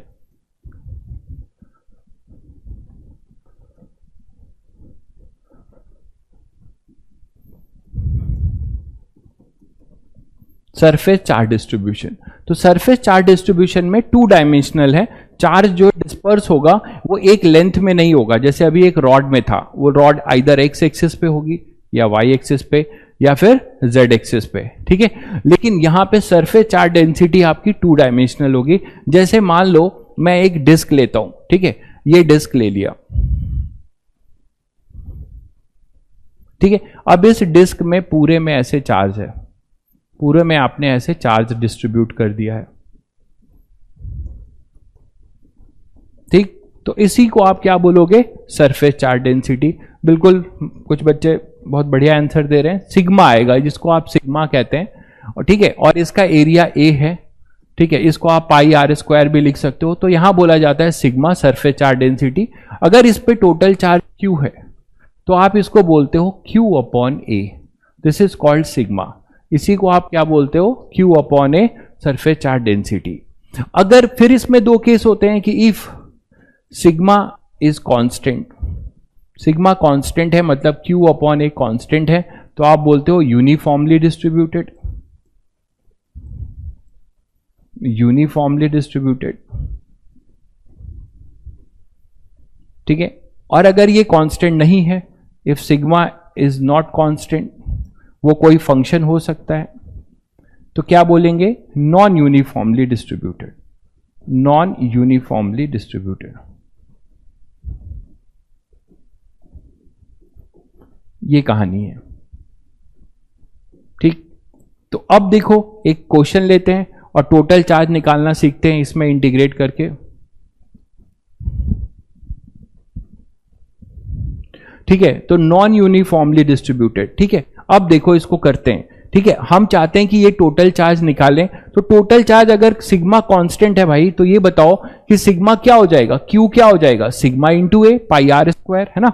अगर कांस्टेंट है तो उसमें आपको कोई टेंशन नहीं है। लेकिन कहानी वहां आपको दिक्कत करेगी जब सिग्मा नॉन यूनिफॉर्म है। जैसे मैंने लैम्डा को नॉन यूनिफॉर्म किया था, वैसे ही आप सिग्मा को अगर आप नॉन यूनिफॉर्म डिस्ट्रीब्यूटेड है तो आपको फंक्शन दिया जाएगा, ठीक है। और ये फंक्शन हमेशा रेडियल फंक्शन होगा, सेंटर से जो डिस्टेंस होगी उसके तरीके से फंक्शन होगा। फिर हम उसको कैसे करें, यहां कैसा एलिमेंट कट करें, एक बार ये सब मैं बता रहा हूं, इसको ध्यान से समझ लोगे, आगे की चीजें बहुत आसानी हो जाएगी, ठीक है। तो अब देखिए क्या होगा, मान लीजिए एक एग्जांपल लेते हैं इसी में, कि हमारे पास if sigma is equal to sigma naught are, where are is radial distance, R is radial distance, radial distance का मतलब समझते हो आप लोग, सेंटर से distance, then find total charge. तो अभी हम टोटल चार्ज निकालना सीख रहे हैं नॉन यूनिफॉर्म। तो आप देख रहे हो कि ये कैसा केस हो गया, this is the case of non uniformly charge, क्योंकि सिग्मा आप कांस्टेंट नहीं है, सिग्मा जो है सेंटर से जैसे जैसे दूर जाओगे सरफेस चार्ज डेंसिटी बढ़ती जाएगी, तो सिग्मा अपना क्या रहेगा, नॉन यूनिफॉर्म। ठीक है, तो अब इसका क्यू कैसे निकालें। ठीक है, क्यू जो है टोटल चार्ज है भाई, कोई पूछ रहा है क्यू क्या है क्यू जो है टोटल चार्ज है, ये जो जितने चार्ज है ना इसी को सम अप करके, इसीलिए कहते हैं, ध्यान से सुनो, क्यू जो है तुम्हारा, देखो ये टोटल चार्ज है जिसको तुमने फैला कर रखा है इस पूरे डिस्क पे, ये टोटल चार्ज है। ठीक है, क्लियर हो गया। तो अब देखो, if sigma equal to sigma naught are where are is the radial distance then find the total charge. अब इसको कैसे करें, अब मुझे ये बताओ कि रॉड जो है, रॉड का एक छोटा टुकड़ा, एक छोटा रॉड ही था dx का, उसको कई सारे dx को जोड़ जोड़ के पूरा बड़ा रॉड बनाए थे L, याद करो। अब ये रिंग, अब ये डिस्क है, इस डिस्क को आप कैसे बनाओगे, कई सारे छोटे छोटे वेरिएबल रेडियस के रिंग को आप अगर करोगे तो आपको डिस्क मिलेगा, मतलब ऐसा कुछ, देखो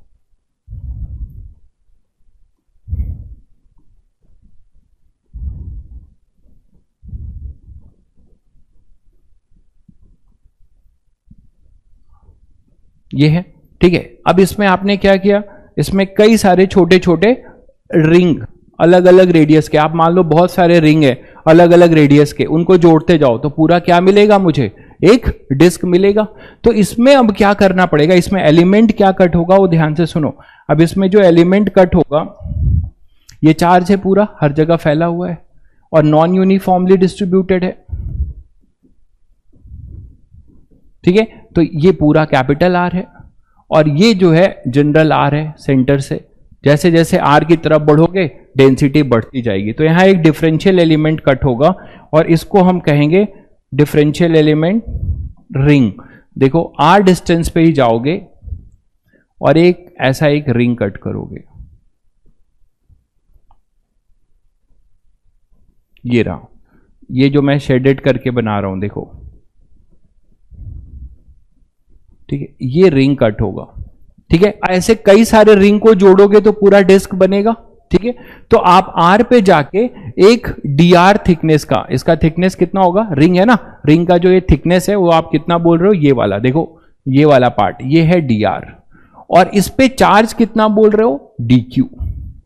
अब ध्यान से सुनना, जो dq चार्ज है वो हम कैसे लिखेंगे, लॉजिक वही है, जो सिग्मा आर पर होगा वही सिग्मा, यहां तक हो तो सिग्मा की वैल्यू क्या होगी, सिग्मा एट आर, और जब यहां पर आ जाओगे तो क्या हो जाएगा, सिग्मा एट रेडियल डिस्टेंस कितना बढ़ गया, डी आर से बढ़ गया, है ना। तो sigma at r is same as sigma at are plus D r, यही कहानी है।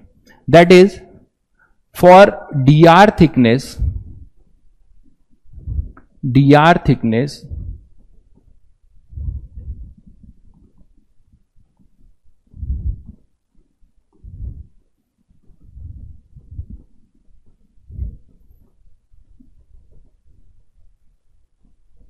ठीक है, तो for d are thickness sigma is assume to be क्या, कांस्टेंट, यही तो बोलोगे,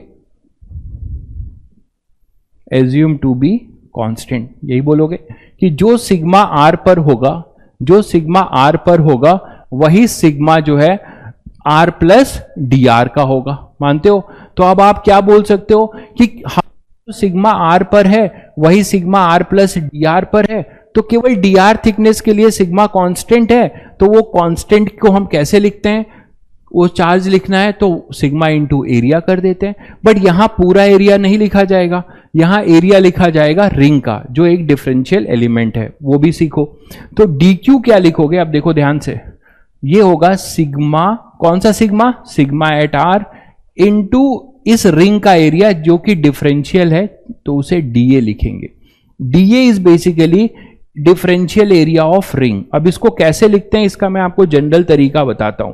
कभी भी जब आप डिस्क में रिंग कट करेंगे तो जो डीए लिखा जाता है वो डीए जो होता है, जरूरी नहीं है कि रिंग का, किसी भी हो सकता है आप सॉलिड स्फेयर में एक हॉलो स्फेयर कट करो, ठीक है, तो वो जो डीए लिखा जाएगा उसका जनरल तरीका होता है length of the differential element into thickness. आप ऐसे लिख सकते हैं डीए की वैल्यू, डीए को आप लिख सकते हैं जनरल, ये जनरल याद रखिएगा, length of the differential element. जो आपने डिफरेंशियल एलिमेंट कट किया है वो जिस फॉर्म का होगा उसका लेंथ लिखिएगा, length of the differential element, ये जनरल फॉर्मूला बता रहा हूं, length of the differential element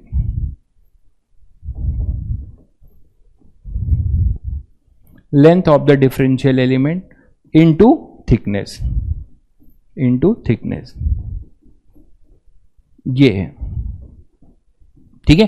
तो चलो बताओ अब यहां से कि डीए क्या लिख दूं, डीए क्या लिख दूं। आपका जो डिफरेंशियल एलिमेंट है वो रिंग है, रिंग है, कितने रेडियस का रिंग है, आर रेडियस का, तो उसका लेंथ कितना होगा, सर्कुमफेरेंस 2 पाई आर, यही तो लिखोगे, तो वो हो जाएगा अपने पास 2 पाई आर इंटू थिकनेस कितना हो जाएगा डी आर। तो फाइनली आप डीए क्या लिख सकते हो, डीए लिख सकते हो, यहां लिख दे रहा हूं मैं, डीए जो होगा वो लिख सकते हो 2 pi small r into d r. ये क्या हो गया, length of the differential element, और ये उसका क्या हो गया, थिकनेस। क्लियर हो गया सबको। तो इस तरीके से आप डीए लिखते हो। अब आप डीए लिखना जान चुके हो और आपको इस आर डिस्टेंस का सिग्मा पता है, तो अब आप डीक्यू लिख सकते हो, ठीक है। तो डीक्यू क्या हो जाएगा, देखो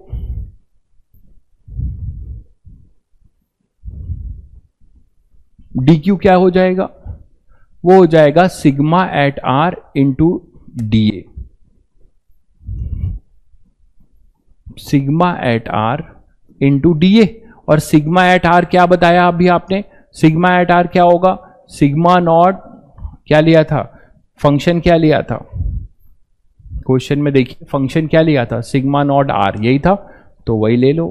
तो सिग्मा नॉट आर, और डीए क्या होगा, डीए हो जाएगा अभी अभी आपको बताया length of the differential element that is 2 pi r into thickness, thickness हो जाएगा d r, this is your d q. अब आप इसे टोटल चार्ज निकालना चाहते हो तो ऐसे, इसका मतलब क्या हुआ, इंटीग्रेशन का मतलब क्या होता है भाई, जोड़ना। तो ये जो आपने आर डिस्टेंस की रिंग ली, आर वेरिएबल है, आर को बढ़ाते जाओ तो नई नई रिंग मिलेगी, नए नए डी क्यू मिलेंगे, उन सभी डी क्यू को क्या करना, जोड़ना, मतलब इंटीग्रेट करना। तो यहां से आएगा 0 से Q, और ये हो जाएगा सिग्मा नॉट 2 पाई, और R इंटू आर क्या हो जाएगा, are square D R.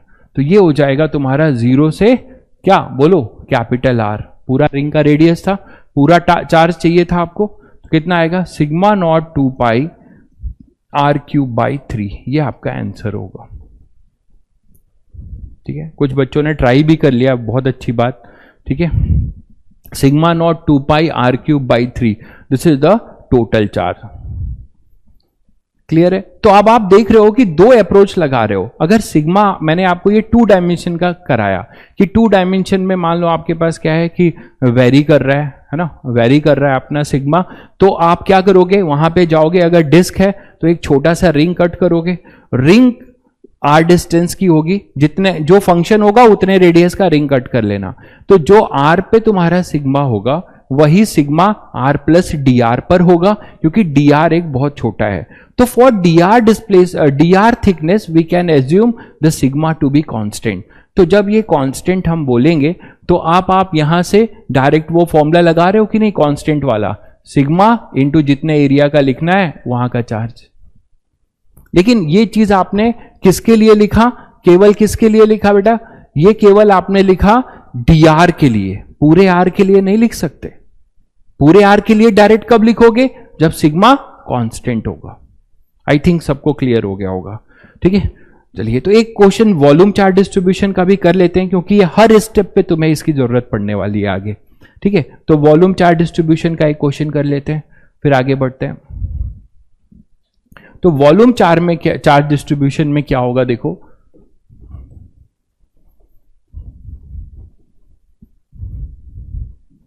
Volume charge distribution, मतलब ये 3 डायमेंशनल होगा, ठीक है।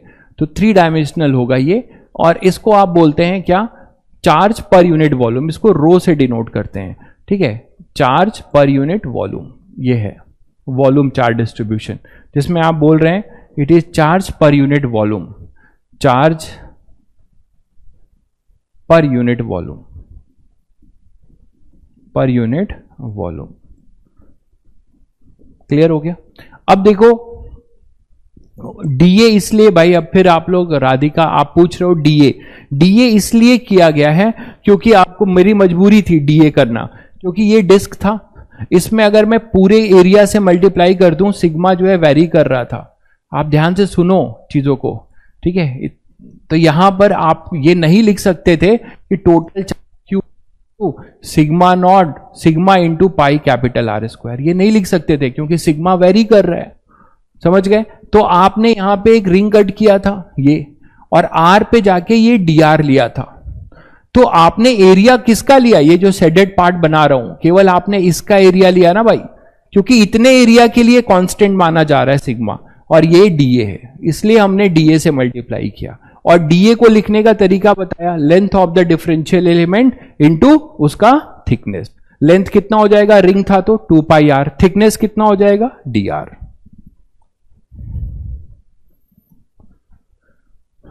ठीक है, तो थोड़ा ध्यान से सुनिए, अगर भाई चैप्टर लेक्चर स्लो हो जाएगा, ठीक है। ये चीज बार बार रिपीट कराएंगे, तो बहुत बेसिक चीजें हैं, इसीलिए अभी मैं कुछ पढ़ा नहीं रहा हूं, ये बेसिक चीज ही बता रहा हूं, नहीं तो डायरेक्ट क्वेश्चंस कराता मैं।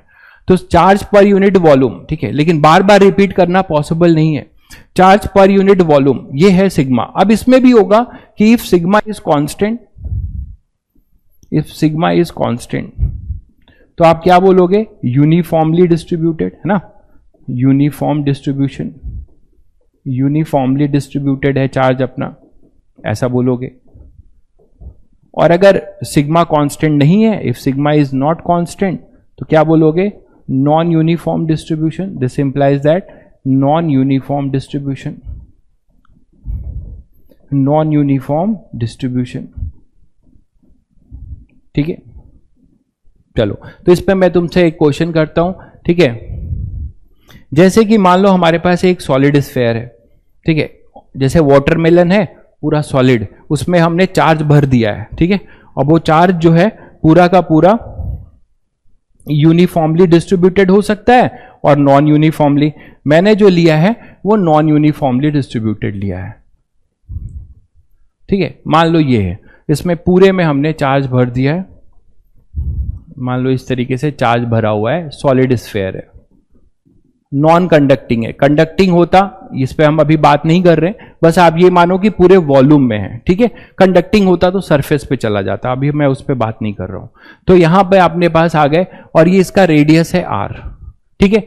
और ये दिया जा रहा है, अगर ये बताओ कि आपसे बोला जाए कि इसमें टोटल चार्ज बताओ, अगर रो कांस्टेंट हो, इसमें 2 केस अगर करोगे तो आपके लिए तो बहुत आसान है। अगर रो कांस्टेंट है, इफ रो इज कांस्टेंट, तो आप टोटल चार्ज क्या लिखोगे, बहुत आसान है, क्यू क्या हो जाएगा, दिस इज रो इंटू पूरा वॉल्यूम, वॉल्यूम कितना है 4/3 पाई आर क्यू, हो गया, ये आपका हो गया।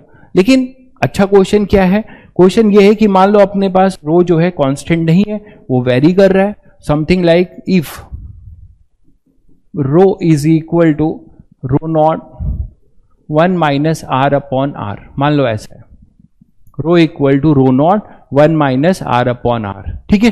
तो अब आप क्या बोल सकते हो, find total charge, find total charge on the solid sphere. Total charge on the बोलना ठीक नहीं है, पूरे वॉल्यूम में है, तो total charge in the sphere, ये तुम्हें निकालना है, ठीक बात है। अब यहां पे भी देखो क्या है, वेयर एक चीज और देख लो, rho naught and R, capital R constant है, क्योंकि आर इसका रेडियस है और रो नॉट भी एक कांस्टेंट है। तो अब आप क्या देख रहे हो, ये जो स्मॉल आर है ये रेडियल फंक्शन है, small r distance from centre, distance from centre. तो आपको क्या दिखता है, देखो जरा ध्यान से, कि जैसे जैसे आर बढ़ाओगे ये r बाई आर बढ़ेगा, तो 1 माइनस आर बाई आर क्या होगा, कम होगा। इसका मतलब सेंटर से जब सरफेस की तरफ जाओगे, सेंटर से जब सरफेस की तरफ जाओगे तो आपकी जो चार्ज डेंसिटी है इस पूरे सॉलिड स्फीयर में वो घटती नजर आएगी। मानते हो कि नहीं? आर जो है, जैसे जैसे आप सेंटर से जा रहे हो सरफेस की तरफ तो हमारा आर बढ़ रहा है, ठीक। तो जब आर बढ़ रहा है तो आर बाई आर बढ़ रहा है ना, उसको 1 से माइनस कर रहे हो तो पूरा रो क्या है आपका, घट रहा है। तो जैसे जैसे आप सरफेस की तरफ जा रहे हो तो आपका आर जो है क्या हो रहा है, कम हो रहा है, सॉरी रो जो है कम हो रहा है। तो मतलब वेरिएबल है। तो अब इसको कैसे निकालें? इसमें जो डिफरेंशियल एलिमेंट होगा, जैसे रिंग, कई सारे छोटे छोटे रिंग वेरिएबल रेडियस के आप रिंग को जोड़ोगे तो वेरिएबल रेडियस के बहुत सारे रिंग को अगर आप जोड़ोगे तो आपको डिस्क मिलता था। उसी तरीके से आप ये बताओ कि शेल है, शेल का मतलब हॉलो स्फीयर, ठीक है। तो हॉलो स्फीयर, एक हॉलो स्फीयर लिया ऐसा कुछ आर रेडियस का, इसमें फिर से थोड़ा सा एक बढ़ा के एक और स्फीयर जोड़ दिया, फिर इसको बढ़ाकर एक और स्फीयर जोड़ दिया। तो आप क्या देख रहे हो कि डिफरेंट डिफरेंट हॉलो स्फीयर को अगर आप जोड़ते जाओ तो आपको क्या मिलने जा रहा है, एक पूरा का पूरा सॉलिड स्फीयर, ठीक है। मान लो मिट्टी है, गीली मिट्टी है, ध्यान से समझो, गीली मिट्टी है, आपको बोला जा रहा है कि आप बड़ा सा एक बॉल बनाओ। तो आप गीली मिट्टी बहुत सारी है तो आप उसमें से थोड़ी मिट्टी लेते हो, उसको गोल करते हो इस तरीके से, फिर थोड़ा सा और लेते हो और उसको फिर से उसको एक लेयर बनाते हो। जितना तुमने गोल किया हुआ है उतने से आप फिर से क्या हो जाएगा, उस पर एक लेयर चढ़ा देते हो और फिर एक लेयर चढ़ाते हो। तो ये जो लेयर चढ़ा रहे हो इससे इसका रेडियस बढ़ता जा रहा है, ठीक बात है। तो जब लेयर वाइज जो चढ़ा रहे हो तो वो क्या चढ़ा रहे हो, एक स्फीयर, हॉलो स्फीयर। तो यहां जो डिफरेंशियल एलिमेंट कट होगा, हमेशा के लिए ध्यान रखिएगा कि ऐसे केस में जो डिफरेंशियल एलिमेंट कट होगा वो डिफरेंशियल एलिमेंट एक हॉलो स्फीयर कट होगा। मतलब आप क्या करोगे, यहां पे ऐसे जाओगे, आर डिस्टेंस पे जाओगे, स्मॉल आर पे, और एक डी आर थिकनेस का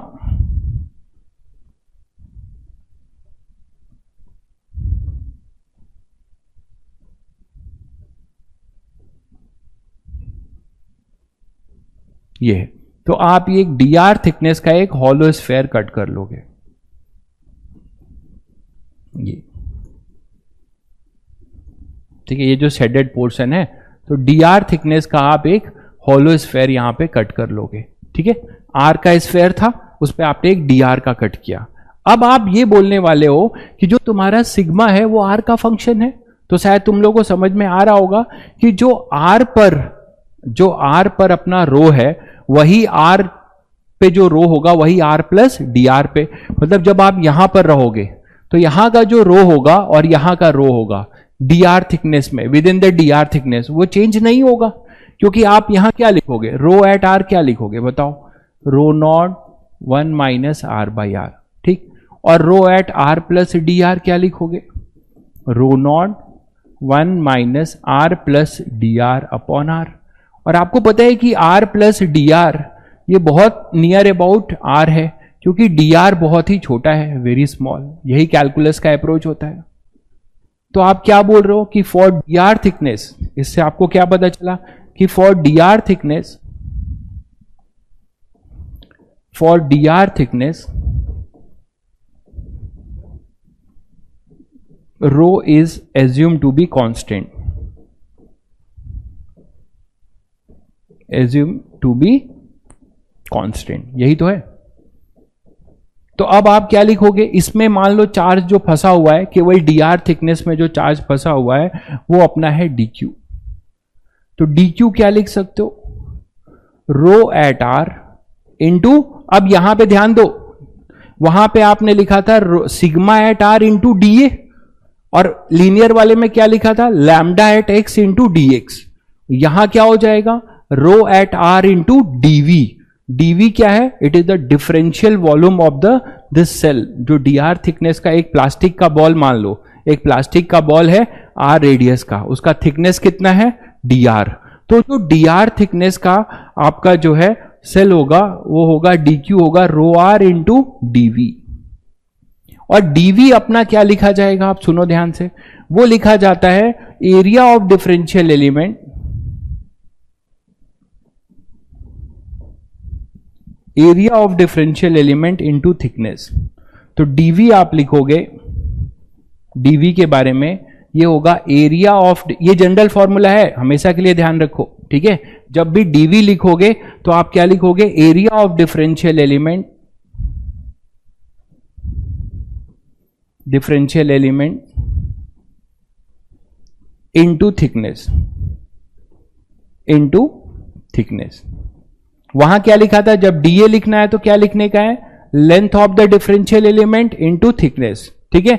जब डीवी लिखना है, डिफरेंशियल वॉल्यूम, ये है अपना डीवी। डीवी क्या है मैं और मेंशन कर रहा हूं, it is differential volume of cell,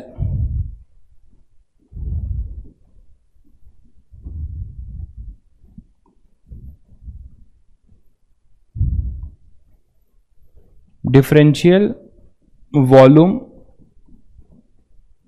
of hollow sphere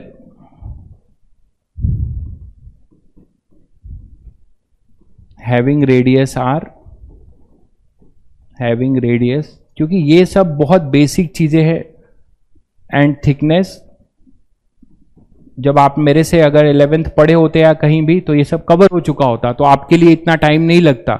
लेकिन बहुत बच्चे दिख रहे हैं, कमेंट से पता चल रहा है कि उनको चीजें नहीं समझ में आती हैं, ये वाली उन्होंने नहीं किया होगा, तो इसीलिए उनके लिए बताया जा रहा है। Radius r and thickness d r, ठीक है।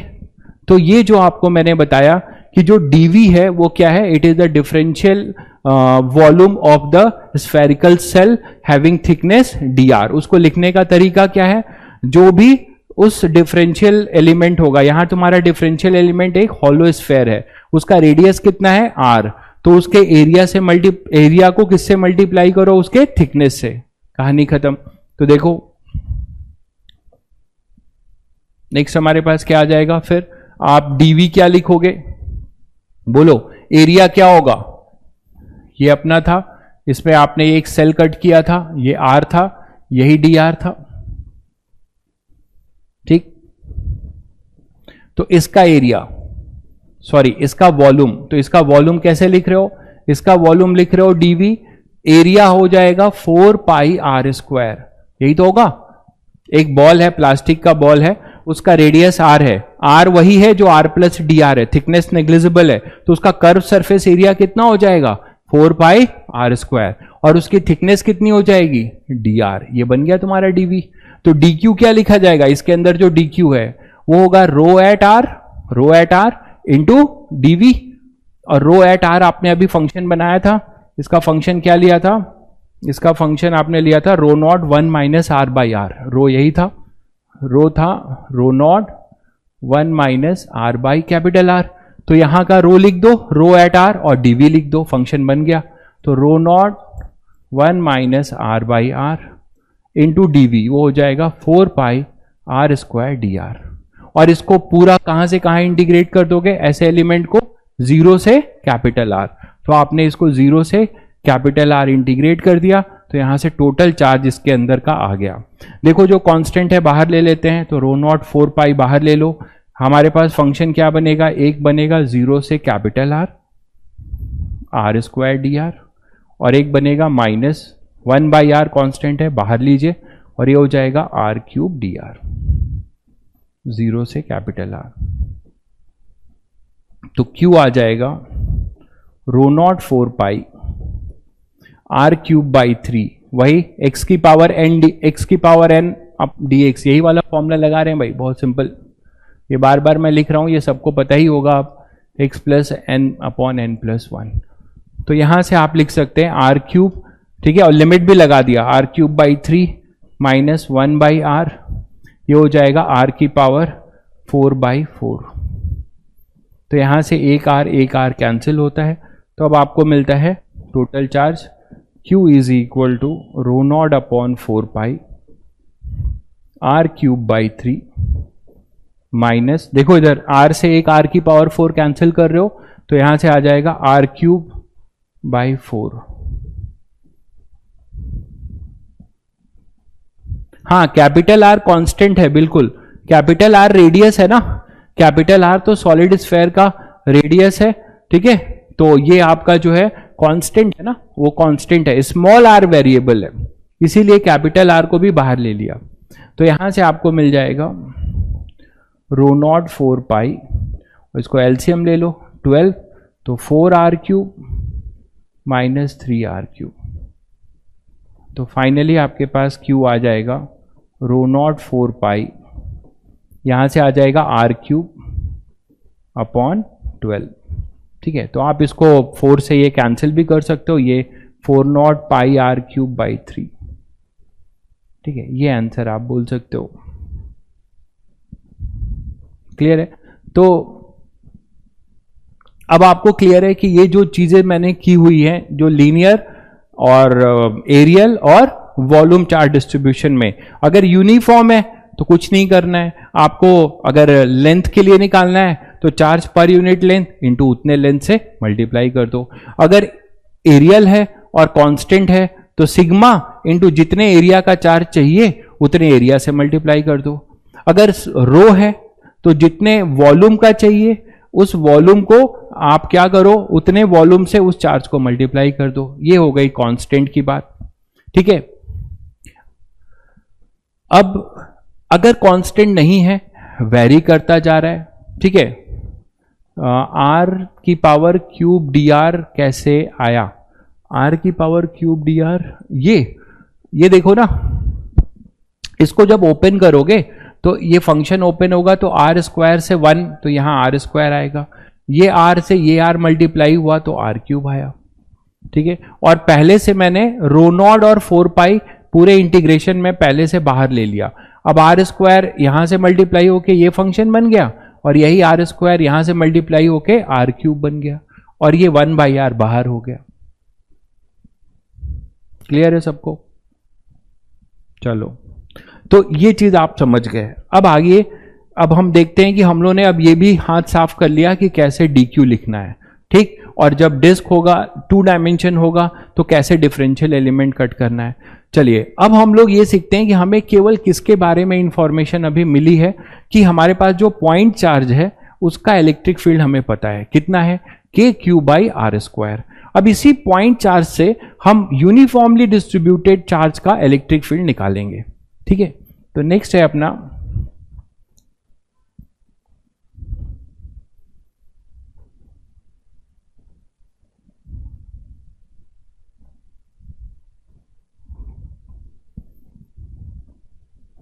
Electric field. एक लेते हैं question, electric field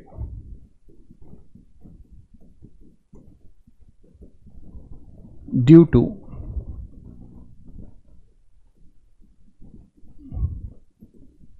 uniformly charged rod at any point P as shown in figure।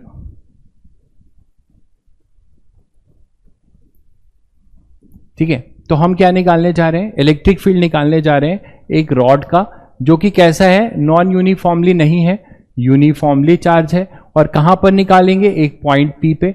Diagram में देखिए आप वो P कहां पर है।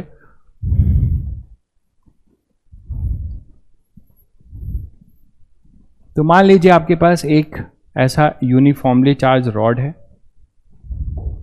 और हमारे पास यहां पर कोई एक पॉइंट है P जो d डिस्टेंस पर है। ठीक है, ये पॉइंट P है जो कि d डिस्टेंस पर है, इस किससे, इस लाइन चार्ज से d डिस्टेंस पे है। और ये जो एंड है इस पे एंगल सबटेंड कर रहा है कुछ, और यहां पे भी कुछ एंगल सबटेंड कर रहा है, ये हमें दिया जा रहा है। तो आपको जो डायग्राम में चीजें हैं, पहले तो यहां पे चार्ज है, यूनिफॉर्मली डिस्ट्रीब्यूटेड चार्ज है, ऐसा जो अभी आपने पढ़ा। तो एक रॉड होगा, कंडक्टिंग रॉड होगा, उस पर आपने चार्ज स्प्रेड कर दिया है। इसका लैम्डा दिया हुआ है, लैम्डा इसका है लीनियर चार्ज डेंसिटी। और अगर ये कांस्टेंट बोला जा रहा है तो लैम्डा क्या रहेगा? कांस्टेंट रहेगा। इस एंगल ने, इसका नेमिंग कर लेते हैं ए बी, और ये मान लो आपके पास सी है, ये डी है। ठीक है, तो यहां पर ये जो डिस्टेंस दिया जा रहा है, ये जो बी है, जो एंगल यहां पे सबटेंड कर रहा है, वो एंगल है अपना अल्फा और ये एंगल है बीटा। ठीक है, ये एंगल है अल्फा और ये एंगल है अपना बीटा। ठीक है। तो अब हमें निकालना है कि इस पे फील्ड क्या होगी। आपने एक डी पॉइंट पे है ना, हमें डी पॉइंट पे क्या निकालना है, फील्ड, और इसकी ये डिस्टेंस दी हुई है, ये डिस्टेंस अपने पास है डी, परपेंडिकुलर डिस्टेंस है। तो ये पूरी परपेंडिकुलर डिस्टेंस कितनी दी हुई है, डी दी हुई है, मतलब सी डी की वैल्यू आपको, सी डी की वैल्यू डी दी हुई है। समझ गए सब लोग? ये है क्वेश्चन। अब हमें इसमें क्या निकालना है, आपको यहां पे निकालना है क्या, इलेक्ट्रिक फील्ड।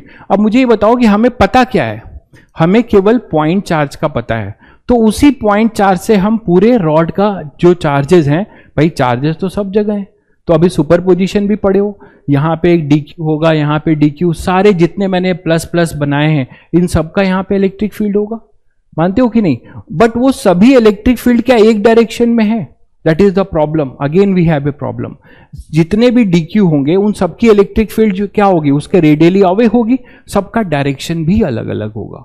ठीक है, तो हमें क्या करना पड़ेगा, इसको इंटीग्रेट करके निकालना पड़ेगा। ठीक है, इंटीग्रेट करके निकालना पड़ेगा। कैसे निकालेंगे, देखो यहां पर हम क्या करेंगे, वही करेंगे, एक डिफरेंशियल एलिमेंट कट करेंगे, और वो डिफरेंशियल एलिमेंट होगा अपना कुछ यहां पर वाई डिस्टेंस पे जाएंगे।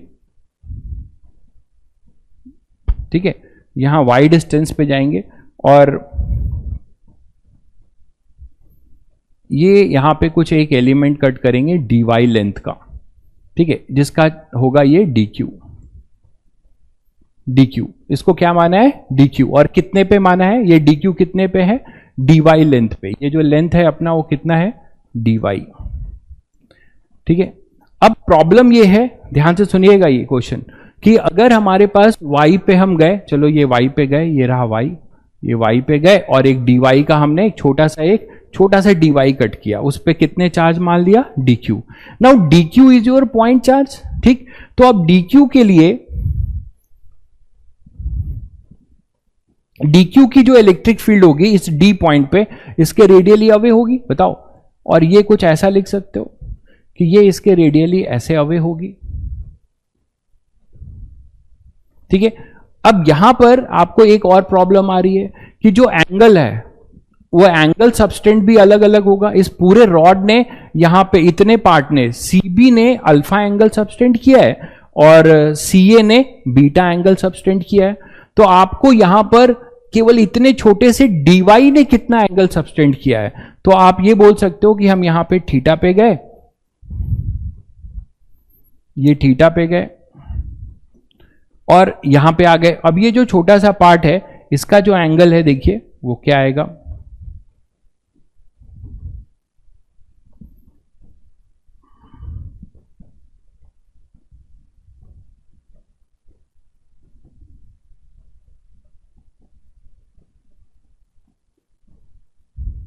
ठीक है। अब यहां पर हम आ गए ये थीटा पे, और ये छोटा सा है, इसे हम बोल रहे हैं डी थीटा, इसे हम बोल रहे हैं डी थीटा। ठीक है, अब इस डी थीटा के वजह से यहां पे जो इलेक्ट्रिक फील्ड है वो इधर है डीई। ठीक है, अभी हमने पूरे में क्या निकाला है, एक छोटा सा डीक्यू। इस डीक्यू ने कितना एंगल सबस्टेंड किया है, थीटा, यहां पे डी पे, और थीटा से dy और आगे बढ़ गए। मैं इसको अलग से यहां बताऊंगा तो आपको और समझ में आएगा। ठीक है, मान लो आप यहां पर थे y पे, तो y वाले से आप और कितना आगे बढ़ गए, dy। यहां आपको ज्यादा समझ में आएगा, यहां देखिए dy बढ़ गए, तो dy लेंथ का जो ये इतना पार्ट है, इस पे चार्ज कितना माना है आपने, dq। तो ये एंगल कितना सबस्टेंड कर रहा है, ये एंगल यहां पे सबस्टेंड हो रहा है थीटा। ठीक, ध्यान से देखिएगा। और आप y से और कितना आगे बढ़ गए, dy, तो ये एंगल और कितना रोटेट हो गया, ऐसे डी थीटा। अब शायद यहां आपको समझ में आ गया होगा। और यहां पे चार्ज कितना है, dq, ये dq चार्ज पड़ा है, जो कि एक पॉइंट चार्ज है। ये मैं बना के दिखा रहा हूं, dy इतना बड़ा, वो एक डॉट है, वो एक पॉइंट है, डॉट है। ठीक है, तो अब इसके वजह से यहां पे इलेक्ट्रिक फील्ड इधर आएगी, जिसको आपने क्या बोला, D, और D के दो कंपोनेंट होंगे, देखो इधर ये थीटा है, तो theta, d theta very small है।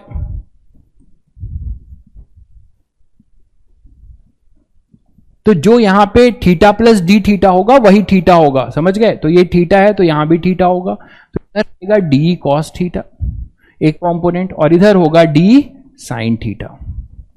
और इसको आप बोल सकते हो कि कौन सा कंपोनेंट है? ये कंपोनेंट है आपका लाइन चार्ज का परपेंडिकुलर कंपोनेंट, और ये है लाइन चार्ज का पैरेलल कंपोनेंट, समझ गए? तो डी कॉस थीटा और इधर डी साइन थीटा, तो मुझे अब इसी को इंटीग्रेट करना पड़ेगा, ठीक है? तो चलो करते हैं, पहले डी लिखते हैं। डी क्या होगा? डी जो है कहां का चार्ज है? डी वाई लेंथ का, तो आप क्या लिखोगे? डी क्या होगा? के डी क्यू अपॉन यहां का रेडियस, ये भी तो चेंज हो रहा है, यहां कई वेरिएबल हैं। This is a tough question, क्यों? क्योंकि आपको सिंगल इंटीग्रेशन आता है। यहां देखो, जैसे जैसे दूर जाओगे y वेरी करेगा, r भी वेरी करेगा, थीटा भी वेरी करेगा। तो हमारी चालाकी इसमें है कि सबको हमें एक एक में कन्वर्ट करना है, और हम कन्वर्ट करेंगे सबको किसमें? थीटा में, क्योंकि हमें लिमिट अल्फा और बीटा की दी हुई है। तो यहां पे आएगा k d q upon r square, यही तो होगा डी। अब डी क्यू क्या लिखोगे? डी क्यू लिखोगे लैम्डा, अभी अभी बताया था कि अगर लैम्डा कांस्टेंट है तो लैम्डा को मल्टीप्लाई कर दो उतने लेंथ से, तो लैम्डा इंटू कितना लेंथ है? डी वाई, तो यहां पे पुट करो, तो हमारे पास डी कितना आ जाएगा?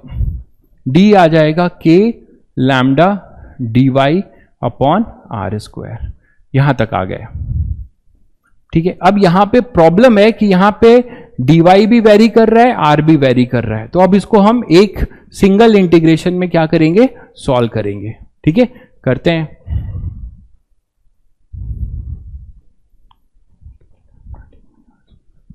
तो ये हमारे पास जो d आया वो आ गया k lambda d y upon r square, यही तो था, देख लें, k lambda d y upon r square, ठीक। अब इस ट्रायंगल को देखो ध्यान से, तो आप सभी को थीटा के फॉर्म में रिप्रेजेंट कर सकते हो। ये थीटा था और यहां पर ये y था, ये r था और ये d था, जो कि कांस्टेंट है, ठीक बात है? तो अब आप मुझे बताओ कि इस ट्रायंगल से आप r को थीटा और d के फॉर्म में लिख सकते हो, और y को भी आप d और इसके फॉर्म में लिख सकते हो। क्या लिखोगे बताओ?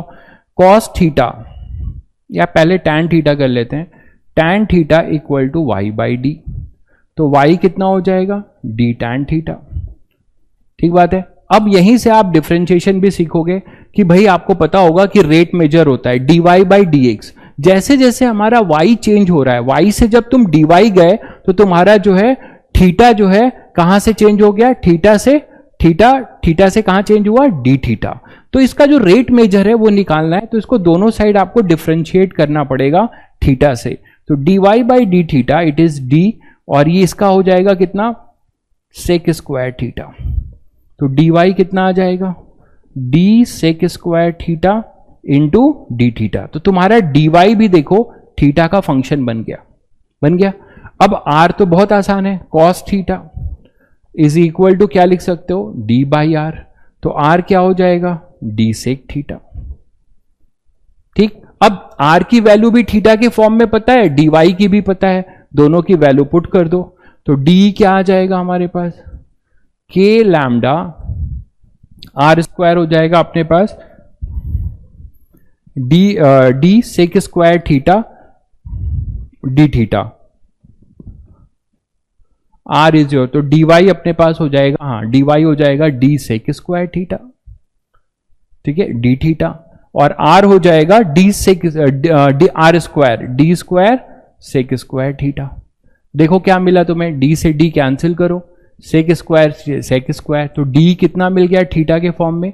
k लैम्डा अपॉन d और इंटू डी थीटा, यहां तक आ गए, ठीक। अब आपके पास दो कंपोनेंट थे, याद करो, ये दो कंपोनेंट थे हमारे पास, यहां पे ये एलिमेंट था dy dq, और इस dq के दो कंपोनेंट थे, इधर d था, ये आपने थीटा लिया था, तो इधर हो जाएगा अपना d cos थीटा और इधर हो जाता था d sin थीटा। इन्हीं दोनों को आपको क्या करना पड़ेगा? इंटीग्रेट। d निकाल चुके हो, तो हम ये जो कंपोनेंट है ध्यान से देखो, ये कंपोनेंट जो है क्या है? Perpendicular to the line charge है, perpendicular to the line charge है। तो E perpendicular to line charge, इसका फॉर्मूला क्या होगा? देखो, उसको इंटीग्रेट करना है तो आपको इंटीग्रेट करना पड़ेगा डी के साथ, किसको इंटीग्रेट करना पड़ेगा, कॉस थीटा को। डी ये रहा के लैम्डा बाई डी, और डी थीटा और इधर कॉस थीटा, तो ये आएगा कॉस थीटा डी थीटा, ठीक। और इंटीग्रेशन कहां से कहां होगा, लिमिट भी समझो, बहुत जरूरी है। लिमिट क्या था, ये पूरा अल्फा था और ये पूरा इधर बीटा था, और दोनों का ओरिएंटेशन इधर है। ध्यान से समझो, इधर बहुत बच्चे गलती करेंगे, बीटा अपोजिट घूम रहा है और अल्फा इधर है। जिधर आपने एलिमेंट लिया है, ध्यान से सुनिए फिर से, जिधर आपने एलिमेंट लिया है उधर का अल्फा है तो वो पॉजिटिव लिया जाएगा, और बीटा उसके अपोजिट रोटेशन है तो लिखा जाएगा माइनस बीटा से प्लस अल्फा। ये कांस्टेंट है, बहुत सिंपल इंटीग्रेशन है। तो के लैम्डा बाई डी बाहर ले लेंगे, कॉस थीटा का क्या हो जाएगा, ये आएगा माइनस बीटा और ये हो जाएगा alpha cos theta d theta. तो फाइनली आपके पास आएगा के lambda by D, cos theta का हो जाता है साइन थीटा और ये हो जाएगा अपना माइनस बीटा से लैम्डा अल्फा। तो finally e perpendicular to line charge का फॉर्मूला मिला, वो कंपोनेंट जो परपेंडिकुलर टू लाइन चार्ज है उसका फॉर्मूला आपको मिल रहा है।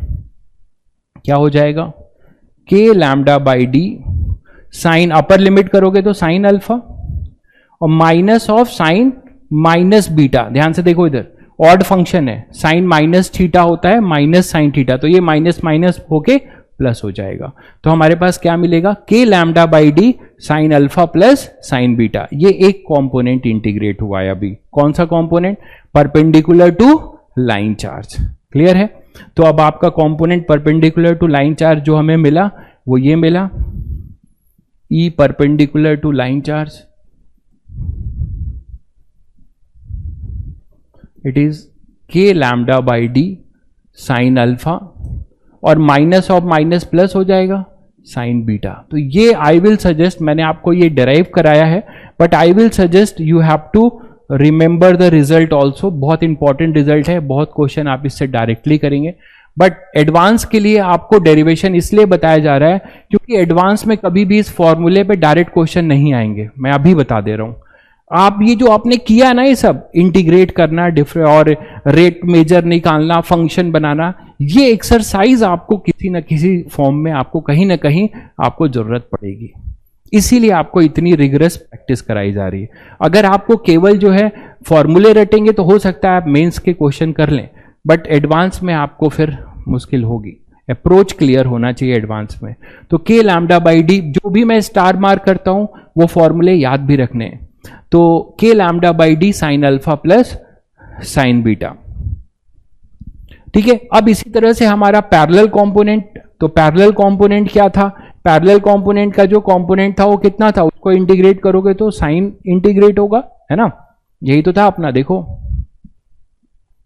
ये पैरेलल कंपोनेंट था डी साइन थीटा, तो इसको इंटीग्रेट करोगे और डी तुमने निकाल लिया था, डी क्या था, के लैम्डा बाई डी। तो फाइनली क्या आ जाएगा, e parallel to line charge.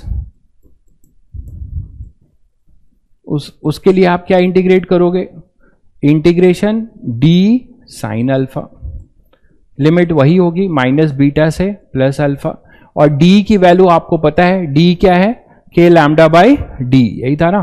फिर से देख लीजिए, डी आपके पास क्या था, ये देखिए के lambda by D into theta, तो के lambda by D into theta आप इसको इंटीग्रेट करिए तो आपको मिलेगा के लैम्डा बाई डी बाहर हो जाएगा, sine alpha, sorry sine alpha नहीं साइन थीटा होगा ना ये,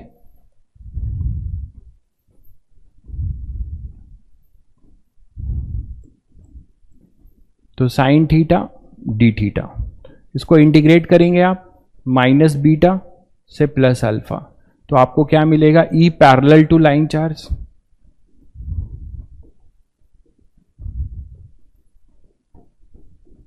के लैम्डा बाई डी साइन का होता है माइनस कॉस थीटा और ये हो जाएगा अपना माइनस बीटा और ये अल्फा। जब आप लिमिट पुट करोगे तो क्या आएगा, के lambda by D minus cos alpha और ये माइनस माइनस प्लस, ठीक, और cos minus beta, cos minus beta cos beta हो जाएगा, इवन फंक्शन है तो कॉस बीटा।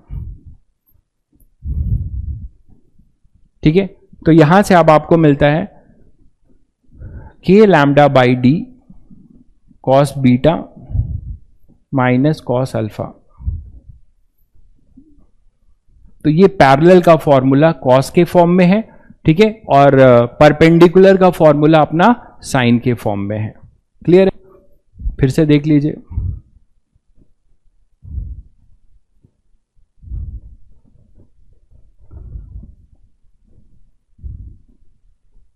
क्लियर हो गया सबको? तो दो फॉर्मूला आपको काम के हैं। ई पैरेलल वाला भी आपको ध्यान रखना है, पैरेलल टू लाइन चार्ज का। वो फॉर्मूला है k lambda by D cos beta minus cos alpha.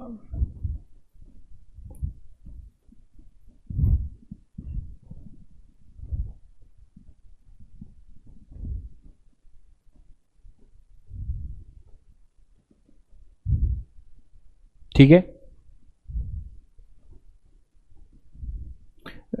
अनन्य कौन है? अन्य देखो, रिवाइज इन नेक्स्ट क्लास नहीं, इतना तो पॉसिबल नहीं है। आप एक काम करिए, आप लेक्चर जो है रिवाइज करिए, ठीक है, लगना पड़ेगा अगर आपको लेवल में पढ़ना है तो, ठीक है।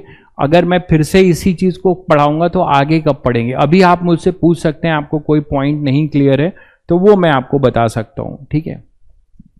पूरा का पूरा बेटा रिवाइज कराना तो तुम भी जानते हो पॉसिबल नहीं है। अभी आप मुझसे पूछ सकते हैं, ठीक है। आप लोग के साथ प्रॉब्लम उन्हीं बच्चों को थोड़ी आ सकती है, घबराइएगा मत। जो लोग 11th में केवल जैसे तैसे 11th का एग्जाम दिए, वो भी केवल स्कूल का, तो उनको मैं बता रहा हूं कि उनके लिए मैं यही कहूंगा कि जितना हो सकता है आप मेरे साथ चलिए, नहीं तो आपके पास उसका भी चारा है। अगर ये डेरिवेशन नहीं भी आता है, आपके केवल ये दो फॉर्मूले आते हैं, तो भी जेईई मेंस के सारे क्वेश्चंस हो जाएंगे। तो डोंट वरी अबाउट दिस। और बोर्ड में कभी ये डेरिवेशन नहीं आने वाला, ठीक है। लेकिन आप कोशिश करिए कि मैक्सिमम मेरे साथ जहां से जहां पे सीख पाएं, जितना सीख पाएं, ठीक है। तो ये सारी चीजें हैं, ठीक है। सब बेसिक से ही हो रहा है भाई, हाँ, बेसिक बस रटते रहो।